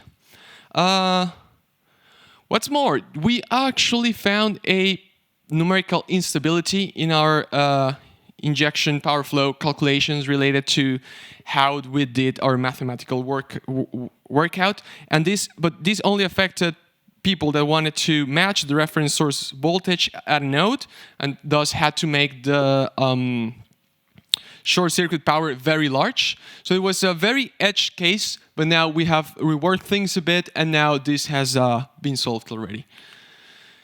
This is another big one that gave us a lot of headache. So a few months ago, we found a big bug in our in-house custom-made LU solver, which basically happened because we had made some assumptions such that this calculation core was a lot faster. And we found out that one of those assumptions didn't hold true for one of the real case grids. However, after a lot of thinking, a lot of whiteboard and a lot of discussion, we did find a very interesting solution that didn't cost us any speed or performance. So it is already fixed. And as a disclaimer, I want to let you know that for everyone that the Power Grid model was working, then this does not affect you. This would only affect people who had, let's say, a failure or a sparse matrix error thrown by Power Grid model, which now is solved in this case. So if you're interested, there is a very long and very intricate and detailed description and what was the bug, how did we solve it, how did we tackle it mathematically, and how did we implement it. So it's there in the documentation if you are interested. Another nice quality of life feature that we introduced is that now type hinting has been enabled for all the users. So if you're using Power Grid model for whatever, or like for any use case, then you can just run MyPy over it or any other linter or type hinter thing that you use, and it will show you any possible errors. So before this wasn't enabled, it is now. So another nice quality of life feature. And then this one is one of my other personal favorites as well, because it ties together very well with this columnar data feature that we worked really hard on. And it's called optional IDs in update data. So basically what this means is that, let's say you have some whatever input data. Of course, you have to define the IDs for all of your components.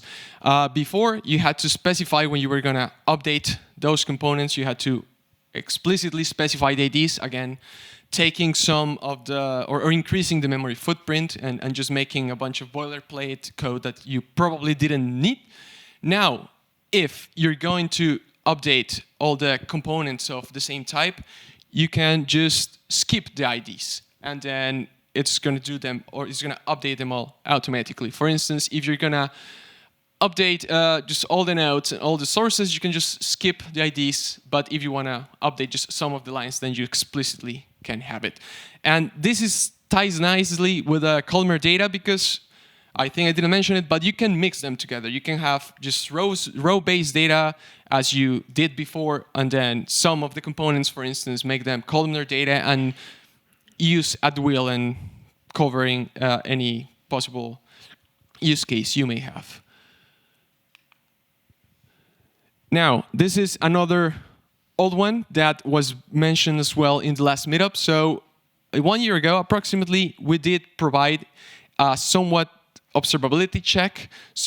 But it was a necessary condition for observability. Basically, what this means is that now, if you have a grid, or you model a grid in which the number of sensors or measurements or independent measurements is not enough for the grid to actually be observable, beforehand you would just get sparse matrix error, which is very doesn't tell you much, and it can mean basically any sort of problem inside. Now we have included this full observability error, and whenever your grid is not observable, as long as it is a mesh grid and there is no phaser measurement included, you will know when it is not observable, because you will get a not observable error. So another very nice quality of life feature that you will find starting 1.10.26. So that's another nice thing. It's been a busy year. Other really nice, neat thing that we have included, it's a self-test for the Python API. Let's say you are starting a new pipeline, you are new to Power Grid model, you want to include it in your software, new software, and you want to make sure that everything sort of works without having to do things manually, check that the dependencies work, installation was done correctly. Then we have included this nice self-test function from the Python side that basically tests the main workflow from top to bottom, and you can make sure that everything is working correctly, and if not, you will get specific errors showing you why it's not working or why it's not working, so you can contact us or try to solve them. So another little nice thing. And this, among others, are some of the highlights of last year. It's been, again, very busy. And I also want to very quickly mention the contributions by the community. I think the community has been very, very active, and this can be especially highlighted because SOPTIM is here, which they contributed, and they gave a talk, so that's very nice. And then Leo, I don't see... Hello, as well, gave a lightning talk and is here as well. And actually, during the hackathon this morning, another contributor was present as well. He couldn't come here, but community has been very, very active. So we're very, very happy about it. Keeps growing. The contributions keep increasing. Interaction is more every day. So that's very nice.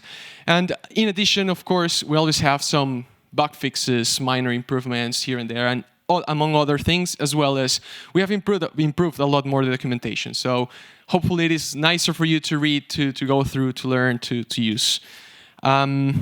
Yeah, and those have been more or less the highlights of the year. Sorry if I miss anyone or anything, but it's been very busy.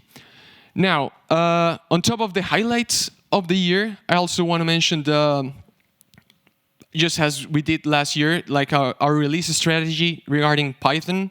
So basically, we're supporting the last 3 versions of Python as of today, 3.11, 12, and 13.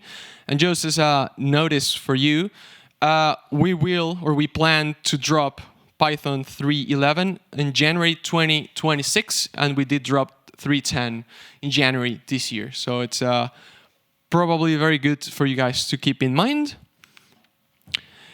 In addition, platform support. We did drop some support from some very important platforms. For instance, any platform supporting glibc lesser than 228. That includes Amazon Linux 2, Debian 9, Ubuntu 18.04, and I think this is very important to mention, many Linux 2.24. We have dropped support, so please be very aware of that. If you haven't migrated, if you're having any issues, feel free to contact us, as well as Mac OS lesser than 13.3. So 12 and 11 and 10, which we did support until very recently, are end of life for a while, and we did drop them. So if you're having any issues for now, this happened in 1.10.66, but yeah, just reach out to us if you need any help here. Now, this is another important one that may be relevant for our users. We are thinking about dropping NumPy 1.x in the next quarter of 2025. But before doing so, we wanted to bring it up here and ask you, our users, would this affect you? Do you have any thoughts? Do you have any opinions? Do you have anything to say about this? This is the time, of course, you can reach out after, but if you do, yeah.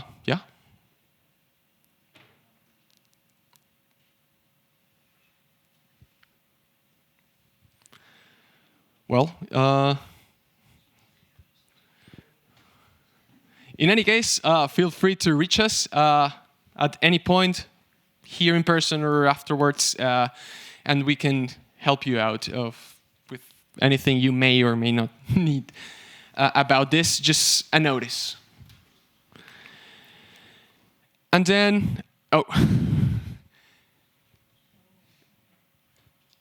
well, the update thingy just popped up here, but not there. Good. Again, as a reminder, if you have any features, improvement requests, feel free to talk to us, drop them in the whiteboard, go to our GitHub issues. We're just open. This is the right time, and we're here to listen to anything you may have planned for us, or you may want us to do, rather. And I believe that's it from me. So thank you for listening. I'll give the floor to Peter.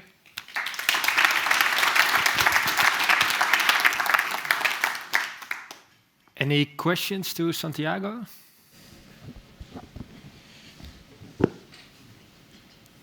No? Everyone really wants to go for drinks. All right. Then we come to the last part of today. Thank you. And that's the closing. So I would like to I have some last slides to wrap up today. So, well, maybe good to have a look at our goal. It's a community-driven ecosystem. So, well, we can think really big. We can do a lot of things. We can start working groups, hackathons, brainstorms, tutorials, workshops. PowerGrid model can be adopted in consultancy. We can consult you if you need information. We can host webinars. So we did a webinar last year, and we're planning on doing more webinars in the future. So we also did some brainstorms. We did a hackathon this morning. So think big and just start your own initiatives. If you have any ideas, go for it. If you need some input from us, let us know. We'd be happy to help. If you want to contact us, there are multiple ways to communicate with us. First of all, if you want to stay updated about the project, please subscribe to the mailing list. You'll get all the latest information. You can also have a look at our roadmap on GitHub. If you want to know what we're doing in which quartile, and just to see the things that are going on in the development of Power Grid model. You can also have a look at our issues and discussions. So if you have any questions, please raise it through the discussion board, because then other people can see the answers to that question as well. So the discussion board grows, and we can all learn from each other. And if you want to have some ideas for new features, well, today you can write it on the issue board, but the rest of the year, you can also just make an issue on GitHub in the specific repository. If you're thinking about contributing, there are multiple levels of what you can do. So the most outside level is just start using Power Grid model. Start using it, experience how it works. If you run into something, report a bug, give your feedback to us, ask for new features. That's already of great value to us and to the rest of the community. Then one day, if you want to dive one layer deeper, you can provide us with validation test cases. So for instance, if you have a case that you think, well, this should definitely pass, just give it to us and we can implement it as a validation case. So we can make sure that every push we do, it will be tested that your validation case works as well. If we dive one layer deeper, you can also work on the Python API.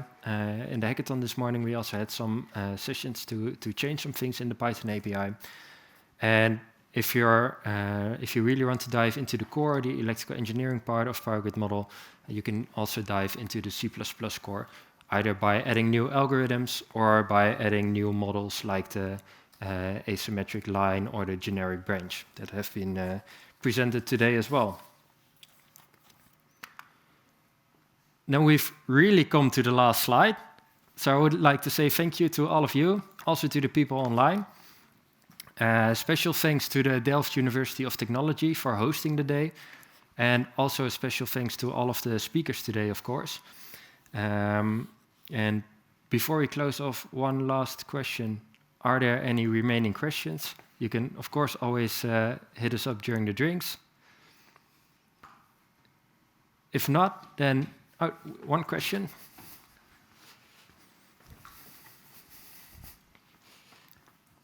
I just had a request because we gave the workshop this morning, but it was a bit cut short because of the time issue. But if there's any feedback on that, please provide it to us or write it down here or look us up during the break, because it was our first workshop and we'd love some feedback. Yeah, good suggestion. I think that also counts for the rest of the day. So you can use the feature board or just talk to us, not just for new features or ideas, but also for feedback on the day, so we can improve next time if there are any points, or do exactly the same if you are really happy about the day, of course. For the people online, thanks for joining. For you, the session will be over, and for the people here, we'll go out for drinks. So thank you all for attending.